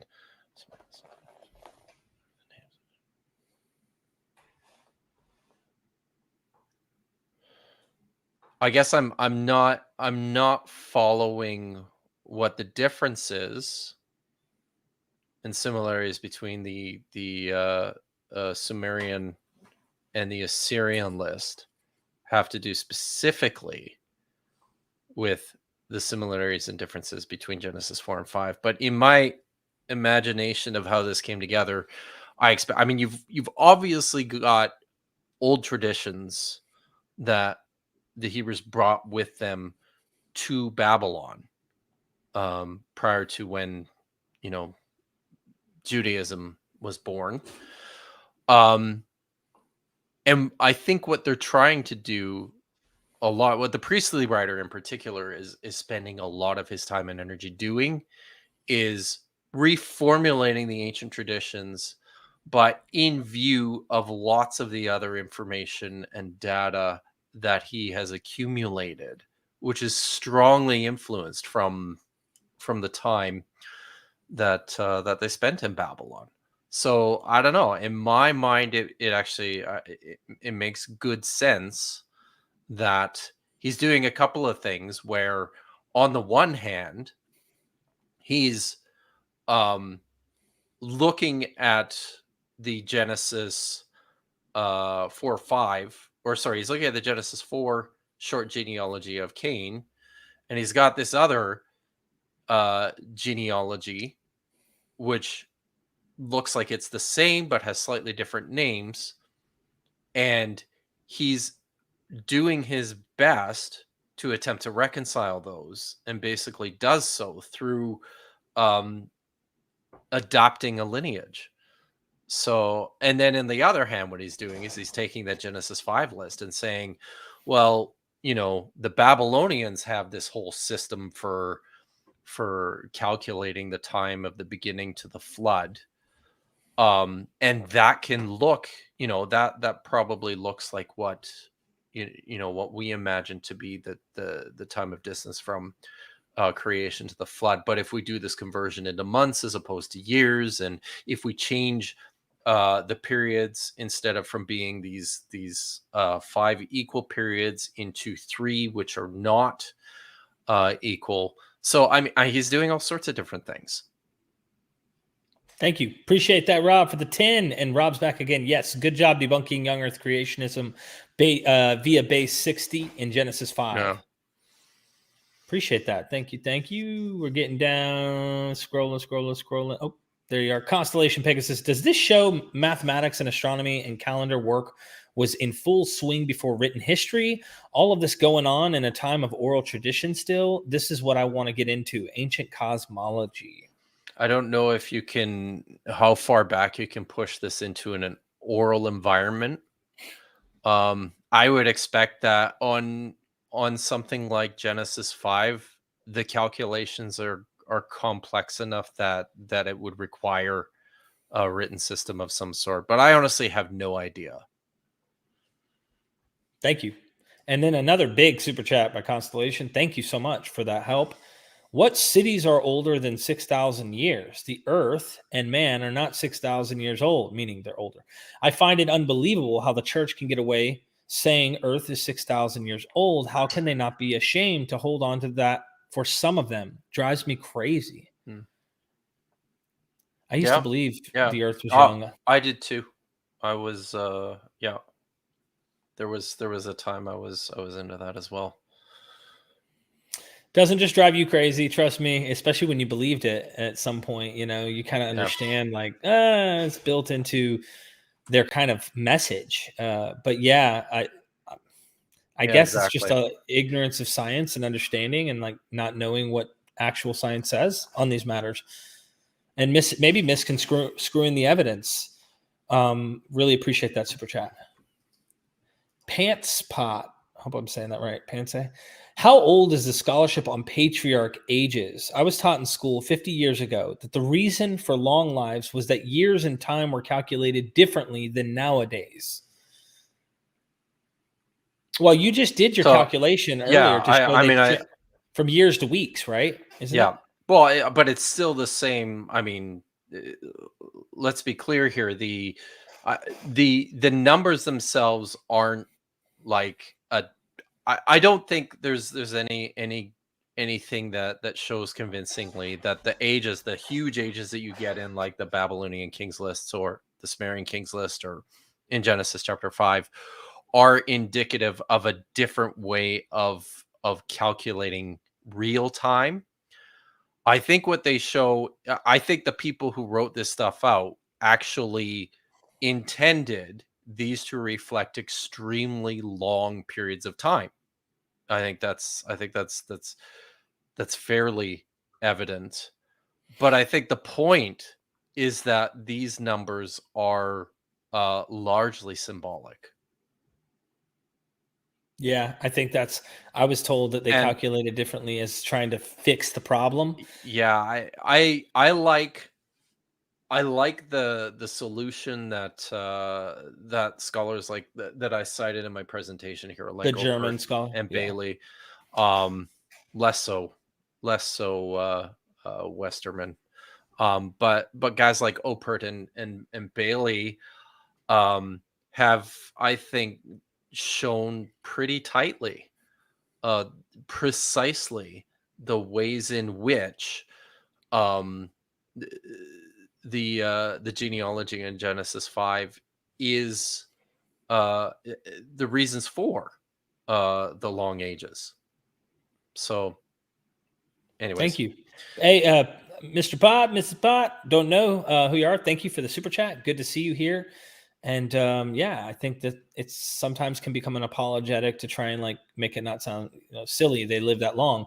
Mark Peralta, thank you for the super chat. Your reasons why Jesus Christ couldn't be the Jewish Messiah?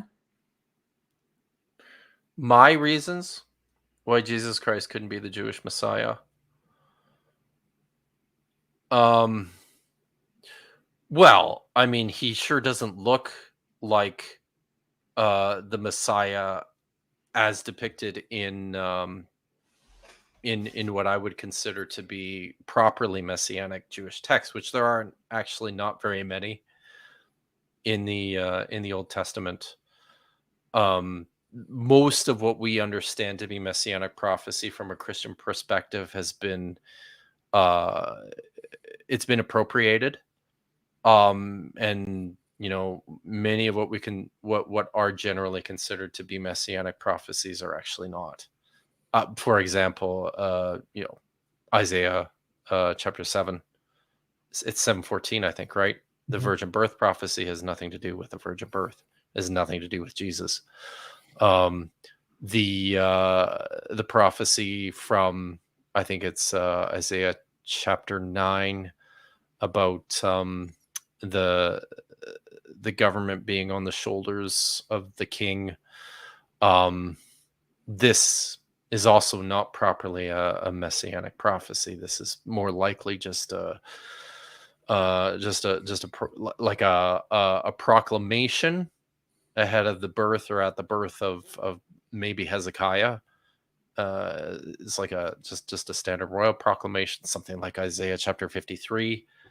Doesn't really have anything on the face of it to do with the Messiah. It has much more to do with the situation of the Jews in Babylon, and then after the Babylonian exile. And I have strong reasons to believe that the figure depicted in that text is actually drawn pretty heavily from texts like in the book of Jeremiah. So I don't know. Does that answer the question? Probably I think not. it is your subjective thoughts on Sure. what you think is going on. So yeah, this will also be appearing in the NKDV. yes, absolutely. Get the inerrant version. Sentinel Apologetics is back. Thank you, Rob, for that super chat again. I'll rephrase the Apkallu Sumerian list with the Hammurabi Assyrian list. Preserve the names of different individuals despite the similarities of names between these two groups. Okay, so so what Rob is saying here is that there's similarities between the names that appear in the variant lists, in the Assyrian one and the Sumerian one, clearly belong to different people. So why can't the same thing be true between Genesis 4 and Genesis 5, where very similar sounding names could also belong to totally different people? Mhm. I think I've got that now. Yeah. And I would say that on the face of it, that would work. However, I think the reason it doesn't is because of how the names actually also correlate in order to one another. So you would say there's a stronger case that the relationship between these two genealogical lists fits what you're describing in the model you did during this episode, rather than saying these are two distinct lists of two different people that just sound alike. Yeah. So, I mean, if I would totally agree if they appeared more randomly than they do, but they don't. Do you think, and I'm trying to go in the middle here to meet both of you gentlemen here in the middle, do you think that the author maybe of Genesis is aware of seeing the dual list of people with similar sounding names in the Sumerian or Babylonian world, and then does his own thing? I mean, look, how often are they kind of doing demythologizing in the biblical text of Babylonian gods and Babylonian myths? Is it possible they're doing that with the genealogy to some degree? What do you think? I'm less convinced that that's what's going on. Yeah, but then again, I don't know enough about the Akkadian and the Babylonian source material in the first place. Right. So better to just good. Got it. Yeah. Thank you, Rob. Appreciate that support, man. Text Gaming, Dr. Kipp, Isaiah 9 can be answered by Isaiah 22. The Messiah was Hezekiah's treasurer, if you read Isaiah 22, 14 through 25. Oh, okay. Thank you, Text. I know. What does that say? Can I look it up quickly? Yeah, look it up. Look it up. I wonder what he's getting at here. The Messiah was Hezekiah's treasurer. I can actually use this one. Isaiah 22, 14 to 25. Mm-hmm. Okay. What does this say? 14, 22. I will rise up against them, says Yahweh of hosts, and will cut off from Babylon name and remnant, offspring, and posterity, says Yahweh. I You will want me to make share it your a screen? possession. Yeah, sure. We could do that. You can do that? Yeah, I just shared it. Whoa. Crazy. Yeah. I will make it a possession of the hedgehog and pools of water, and I will sweep with the broom. I'm just reading from the NRSV here. From the broom of destruction, says Yahweh of hosts. Yahweh of hosts is sworn, as I have designed, so shall it be, as I have planned, so shall it come to pass. I will break the Assyrian in my land. How far am I supposed to read here? To 25. Okay. And I will break the Assyrian from my land, and on my mountain trample him underfoot. His yoke shall be removed from them, and his burden from their shoulders. Yeah. It's probably because I'm daft, but I don't think I follow the argument. No. Sorry, guys. I'm not smart. Either way, the point is this figure would have been someone within the context of the time this was written, or at least what I think so. Setting. Yeah. Right. Yeah. Thank you so much for that super chat. Tamara Waynes? Let me know how to pronounce your name properly. Forgive me, please, if I butchered it. I'm way behind, but did anyone note that Methuselah died in the year of the flood, 1656 AC, after creation? I have never noticed that before. So, yes, we did bring that up. I actually didn't bring that up. I thought you did. No, I didn't. His death was on the day the flood comes. Yeah. So that's a point that Missler makes, and I think maybe that was made in the video too that we played. Mm-hmm. But yes, that's true, and that's one of the reasons why apologists suggest that this is what Methuselah's name means prophetically, because he died in the first year of the flood. But then I guess by that, nobody talks about this, and I haven't actually done the digging on this, but so does everybody else, don't they? I mean, there were only 8 people that survived. Oh, I see what you mean. Right? Yeah. Everybody died. But genealogically speaking, of course, Yeah. Thank you. I appreciate that. And it's an interesting number, 1656. Isn't that number in Daniel? We'll have to, where it talks about half a times and something. I think there might be a calculation that goes back probably. That is like a 1656 calculation. And Daniel harps back to Genesis a lot. So there's a lot of the what is it? Leviathan dragon or primordial chaos dragon that's playing in Daniel as well. That's interesting to get into. But that might be something looking into. I can't remember off the top of my head, but thank you, Tamara, for the super chat. I really appreciate the support. Okay, Rob says, and thank you, Rob, again for another super chat. Derek is on the right track because the Opkalu polemic in Genesis 6, 1-4, after Genesis 4-5, unless Kipp thinks that Genesis 4-6 are all different sources stitched with no relationship to each other. So, not no relationship, but certainly different sources. Yes, you can read Genesis 4 into Genesis chapter 6 without Genesis chapter 5 rather seamlessly. Thank you, Rob. Appreciate that. Yeah. It's scholars who hold to a documentary hypothesis. I'm not, and I believe within other versions of the sources. I will say scholars who hold to source theories, as far as I know, by and large, regard Genesis chapter 5 as distinct. Thank you. Appreciate that. Rob, thanks again for all the support today, man. Really appreciate that. Is there anything that you didn't cover, Kipp, that you would like to? So we're caught up on super chats, and I want to give you the chance to voice what you think or what you may have not discussed so far. No, I think I got everything. I can take a look at my notes here again to see if I missed anything. I thought this was fun. Did everybody think it was fun? Yeah, I hope please tell us in the chat if you thought this was fun. I hope everyone thought it was fun. So yeah, no, I think that's all of it. Okay. So, and on this Genesis 5 versus Genesis 4 thing, in terms of source theories, I have seen other authors working through a system whereby these are actually two distinct genealogies, belonging properly to Seth and Cain, and not coming from separate sources. And certainly, I mean, yeah, it's possible. I mean, there's nothing that I presented which indicates that this is not something that you can work out. In my own model, the priestly author clearly worked this out.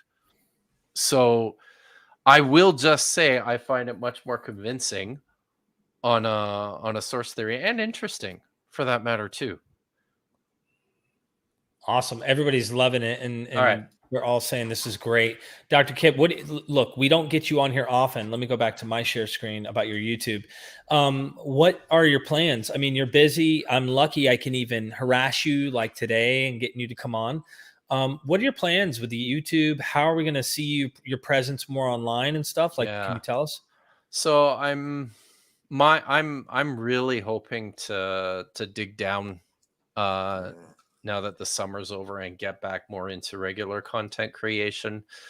Somebody asked me in a stream recently, I think in the stream I was in on Friday night, when I would be doing something new, and I said I would like to get the first of my Dead Sea Scrolls videos out in November. I've said it now. Is that going to be on your Patreon? Is that where it says that? So yeah, I will release it first on my Patreon. Okay. And then and I'm like the worst. I'm the worst Patreon dude. What do you call people who set up Patreons? I'm the content creator, I guess. I'm the worst beneficiary because, you know, I tend to ignore all my patrons. If any of them are in the chat, they can attest to the fact that they get virtually ignored by me. Yeah. So, but I will certainly, I mean, they got to get something for their money. So I will I will certainly be releasing that series first to my my patrons, and then we'll be uploading them on YouTube. And basically what I want to do in my Dead Sea Scrolls series is I want to put together a set of videos which are specifically designed to address apologetic claims that use the Dead Sea Scrolls, and also as a way to teach what the Dead Sea Scrolls are, where they came from, why they're cool. And so, you know, I'll be getting into topics such as the formation of the Bible. I'll get into, you know, textual criticism, variants. I'll get into what the scrolls have to say about the religious history of Israel, about Judaism. I'll get into messianic prophecy and apocalypticism. I'm even going to do some stuff about the history of the discovery of the Dead Sea Scrolls and the relationship of them to the establishment of the state of Israel. Lots of cool stuff. It's going to be a long running series just because I have to work a job. Mm-hmm. So I have limited time to do this. So like it's probably going to take at least a year to get through it all. And then maybe once I've finished it, I will I'll put together something in the form of a book. Thank you. I look forward to that too. When you get the book out, obviously to read it, but to promote it as well and get others acquainted with your material. We do have a super chat. This is a wonderful super chat, by the way. Cheryl, thank you for the super chat and always being a supporter. Because I recently became a MythVision apostle, and one of the top ones, by the way. I'm not going to do like the others and make women remain silent in the church of MythVision. In fact, they're going to be above. Someone asked me, why do all of these atheist scholars take such a deep interest in the Bible? You want to take the jab first? Yeah, totally. So I think at the outset, I think the reason anyone takes an interest in the Bible, whether they're a scholar or whether they're a Christian or, a non-believer, is just because it's pretty damn cool.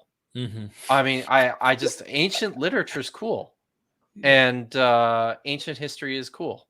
So why not the Bible? So that's the first part, and I think it explains it pretty generally, pretty well. But more to the point, I think you will also discover that a huge number of non-believing scholars didn't start out that way. I certainly didn't start out that way. I was a Christian for most of my life. I was raised an evangelical. I started going to Bible college with the intention of going to seminary and going into professional ministry. And then, even after I changed my track, I spent many years working and teaching at like a Christian institution. And I think you'll discover that in my experience, for most of my colleagues, they've taken a similar sort of track. Most, I maybe not most, but I think you'll discover that a high number of non-believing scholars didn't start that way, but it was actually in large measure the scholarship that changes people's minds. Yeah, I'll take a jab if that's cool. So obviously it is not only cool, as you say, but for me, I'm going to do it in a reverse role where you point out we were first believers.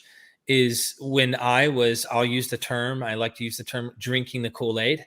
I believed and bought everything. In fact, my presupposition was the Bible is the absolute word of God. There are no errors, right? So I had that kind of fundamentalist approach where the Bible was absolutely true. And it was through my shortcomings in life, my struggles with addiction and life itself, being a father, a husband, the trials, if you will, that come, that I was able to try and reevaluate my presuppositions and finding out that there's a lot more human involvement than I thought divine.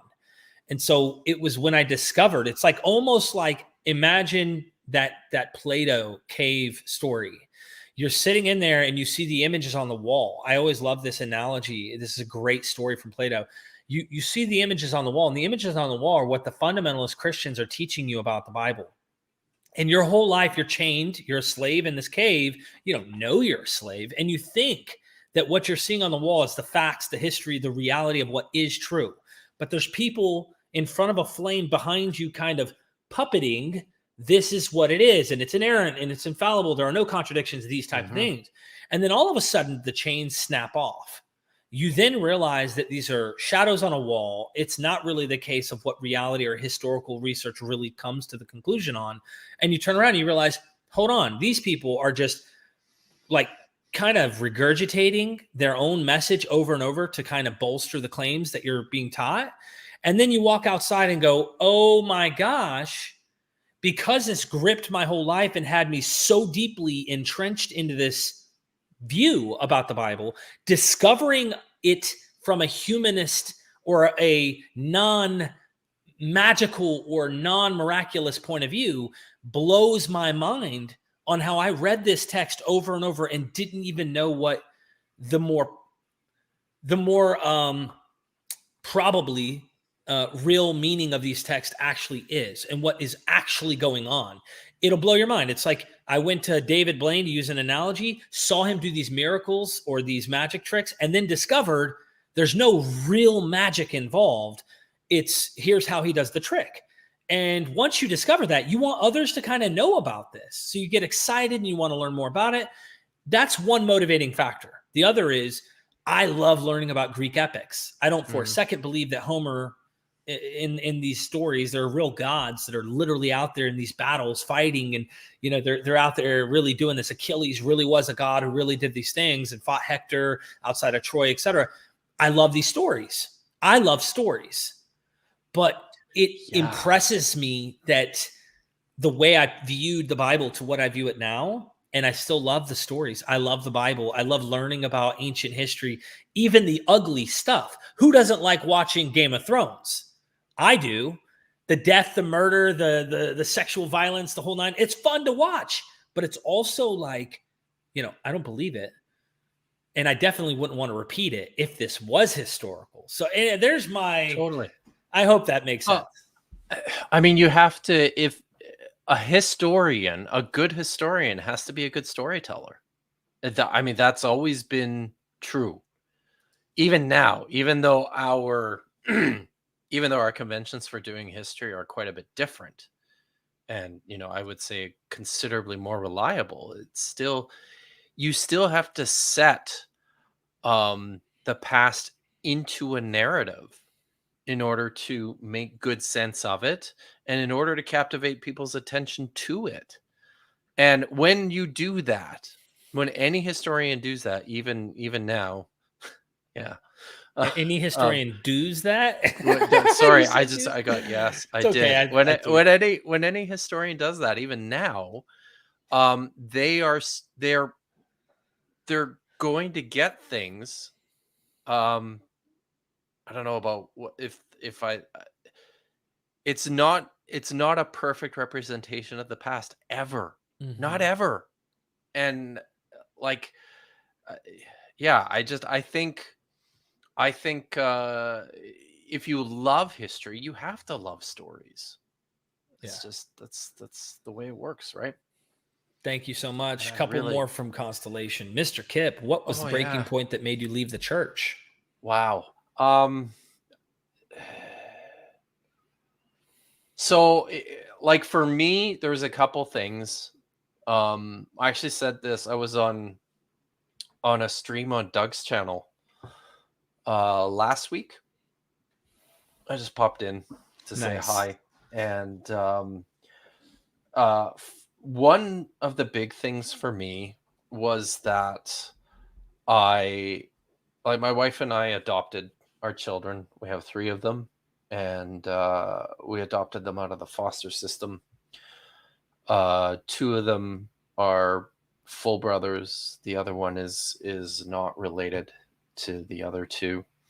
Our experiences with adoption, and any of you who were adopted or have had experience with adopted kids or kids in foster care will know that kids will deal with significant attachment issues as a result of that. And so our kids came with all sorts of their own special needs, I guess. And the sociological and the I guess even the biological explanations for things that my kids experienced, the way that they thought, the way that they perceived the world and formed their own worldviews, had a big part in me needing to deconstruct just what I thought about who God is, who we as humanity is, what plagues us, and the solutions to that. Did a big number on me. One of the big ones was my second son, my middle son, who has started university this week. Congratulations! So he's pretty stressed, but he's already telling me how panicked he is about calculus. And I can only imagine. I never did calculus in school, but anyways, so he has always struggled with like debilitating anxiety. And one of the big triggers for him when he was a kid was church, to the point where we couldn't get him inside the building. And the reason for this is because of the teachings on death and hell, and it just his association with God, with Christianity, with the church was death.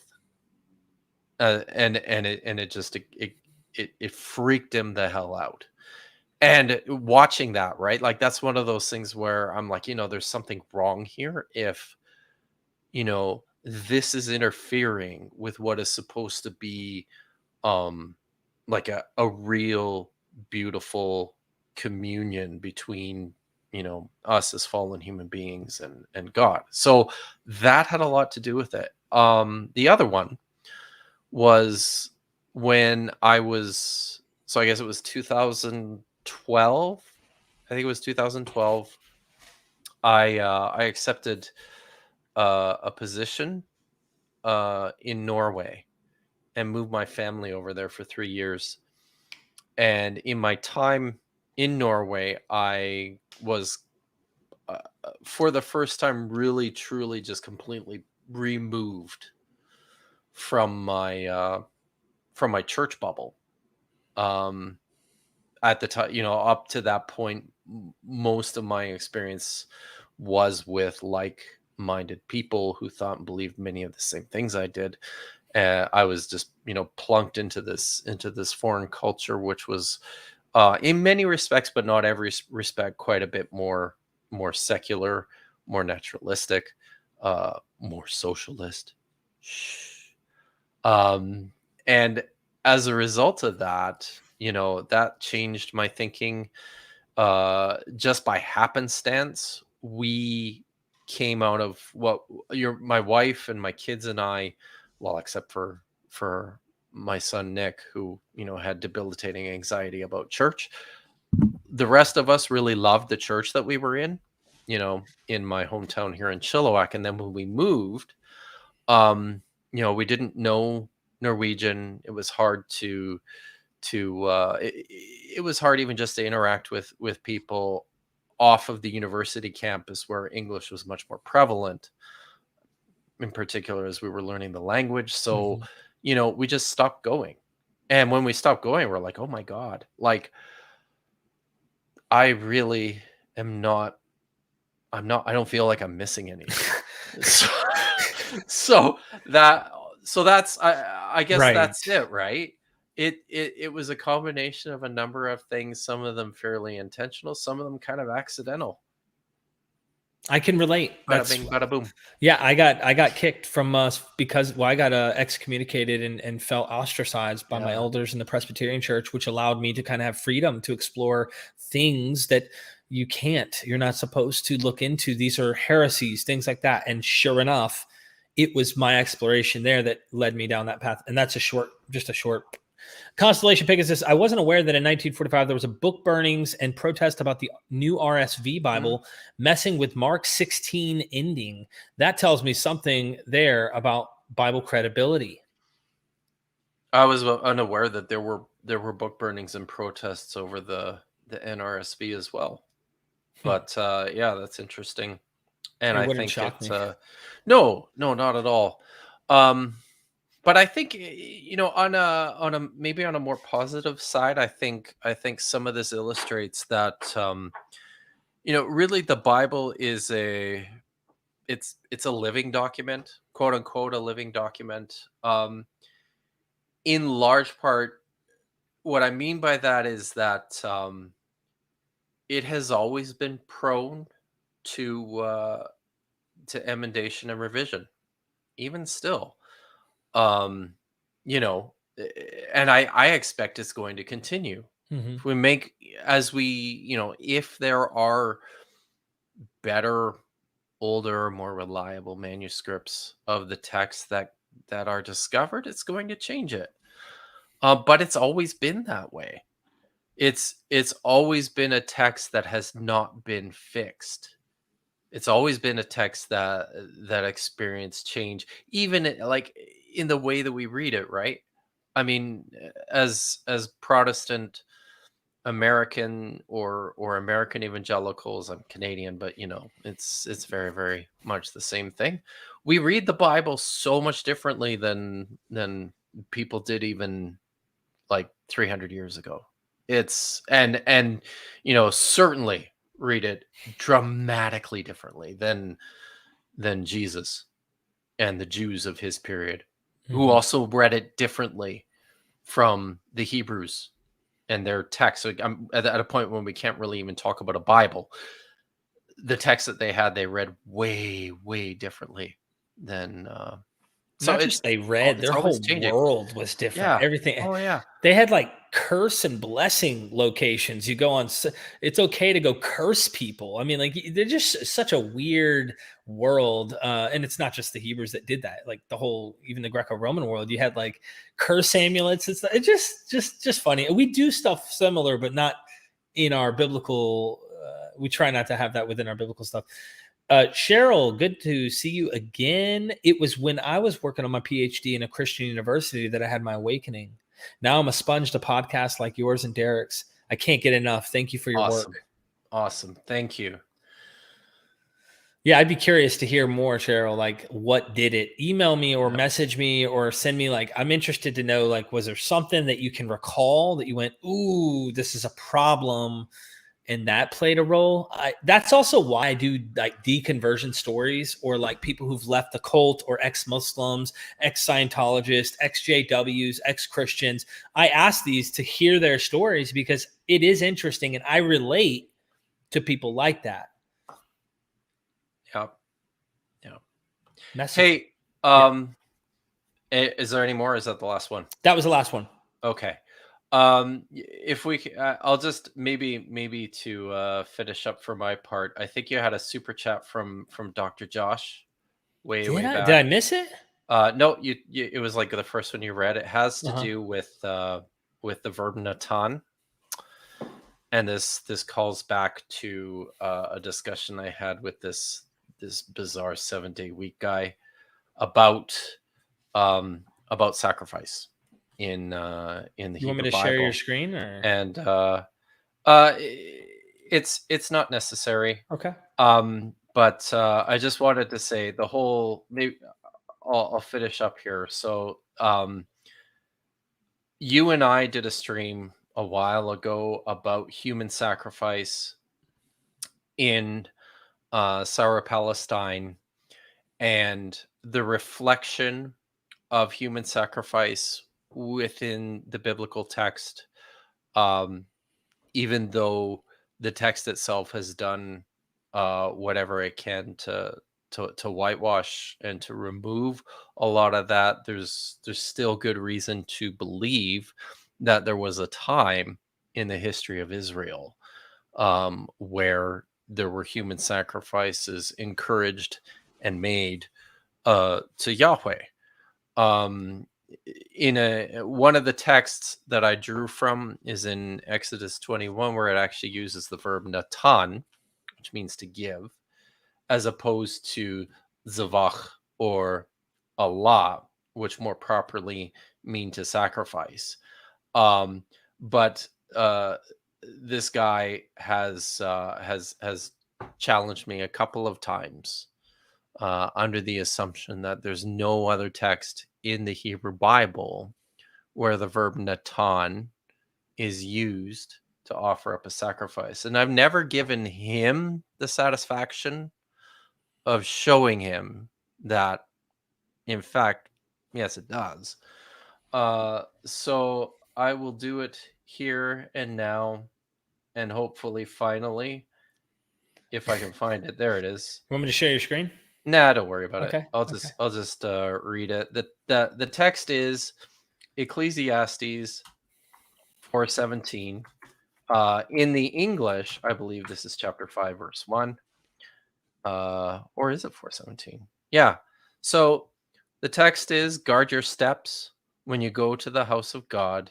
To draw near, to listen is better than the sacrifice offered by fools. And that phrase there, the sacrifice offered by fools, is mitate ha-kiselim zevach.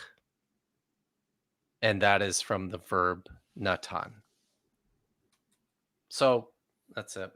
That's all I Just to got. show you that it definitely Yeah. can mean sacrifice. So if the dude's watching, and I doubt he is, but in the future, shut up about this, because it's clearly not as you say it is. yeah, All right. you can't teach people like that. It No, just seems. no, you can't. So good. This Can we was plug fun. you? I just want to plug you again. Yeah, Go sure. subscribe. Let me put this in the chat so everybody go. who's watching can go and subscribe to Dr. Kill. His YouTube channel is in the description in case you're watching this later. If you don't see the chat, there's that. Also, consider joining his non-productive Patreon to help support him, even though he's not going to support you for a little bit. But you will get some stuff at some point. Eventually, you'll get some love. Eventually. I also want to mention there's the course. The mystery course is out. My wife is doing the finishing final nuts and bolts. So you can get the early bird pricing now. And then once, sometime today, you'll be able to watch the whole course on the mysteries. In this, ultimately, we're comparing it to the other mystery cults that are out there: Dionysus, Onisis, and Osiris, Persephone, you name it, Attis, the whole nine. And then, of course, we compare it to Jesus, the mystery of Christianity. And is there any comparison? Is there something to see? Was early Christianity a mystery cult? Check out this course if you want to learn. Early bird prices. The prices will go up. I'm not sure. I have to ask my wife when that date is going to end. It's a pretty good price, though, I gotta say. Everything is done in 4K. The editing is amazing. Neil did phenomenal on the editing of the videos, and you learn a lot in the courses. He is good. He's a better video editor than he is a speller. That is for sure. For sure. So check that link out in the description. I pinned it in the chat too at the top if you want to check out the course there. Don't miss it. Yeah. And also, MythVision salvation comes through being a patron or a YouTube member. So like really, let's do a little bit of Pascal's wager here. Do you want to risk it? If there's 1 in a million chance, everything you heard today, if it has... Go ahead. No, go ahead. Finish. I was just gonna say, if the message is good enough, if what William Lane Craig says, the message is just so good that he lowered the bar. If what we said today is just so good that for whatever reason, it's lowered your bar, your epistemic bar, and the confidence or assurance of MythVision spirit has given you a reason to believe, Amen. Just Pascal's wagered this thing. It's really obvious that you don't want to risk it. Absolutely. Do you think if William Lane Craig sees this, that maybe he'll become a MythVision patron or a member? I would think if he was listening to the message, serious about it, right? It's amazing. It's got to. So, just on my YouTube channel, just to sort of orient people if they're interested. If you're not familiar with my work, I've got a bunch up there. I've got embedded within my response to Michael Jones from Inspiring Philosophy. I've got a three parts of that are video dedicated entirely to the documentary hypothesis. And I'm biased, but I think it's like an hour and a half of content, and I think it's one of the most thorough video presentations that you will find on the actual content and the evidence for the documentary hypothesis. So I'm pretty proud of that. I did I made a documentary film with funding from the University of Exeter last year about Josh McDowell and his promotion of New Testament manuscripts, and also delve into a little bit of his testimony. And then I've got I've got some other things on there, but another one that I did most recently was a video all about the story of the Tower of Babel and its relationship to the history of the Jews in Babylon, and a particularly interesting Babylonian text. I love the Legos, man. Yeah, man, the Legos are amazing, and anybody who watches my stuff, I promise to do more Legos in future videos, although it might be difficult with Dead Sea Scrolls, but more Lego is always better. Always better. Thank you to the Canaanite for the super Yeah. sticker. Glad to see you made it out alive, buddy. I am. I mean, they said they annihilated you, but that's not the case. Good I for you. appreciate you. Good for you. Thank you, Dr. Kill. And I keep calling you Dr. Kill because everyone needs to know, like, really, the meaning of your name. Yeah. It's important. It's very much my name, Kipp, was the derivative from which the English word kill comes from. People need to know that. See, it's exactly like, how lament comes from lamech. right. Yeah. I'm picking up what you're putting down. We're going to do your impressive Dead Sea Scroll intro that I created a while back as the outro. Awesome. And I hope everybody likes this video. Share this out there. Help us out. Check out the courses. Subscribe to the channels. Join the Patreon. Become members. Yada, yada, yada. The list of salvation's a little long. I get it, but it's worth it. So I really appreciate you, Dr. Kipp. Appreciate you too, Derek. Never forget, we are MythVision.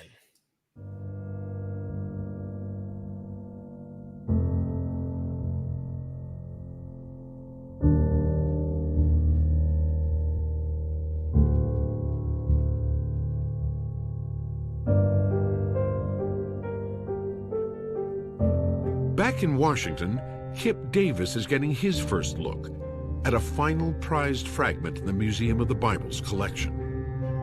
This is a fragment that contains text from Genesis chapter 32, and it's supposedly from the 1st century BC or the 1st century CE.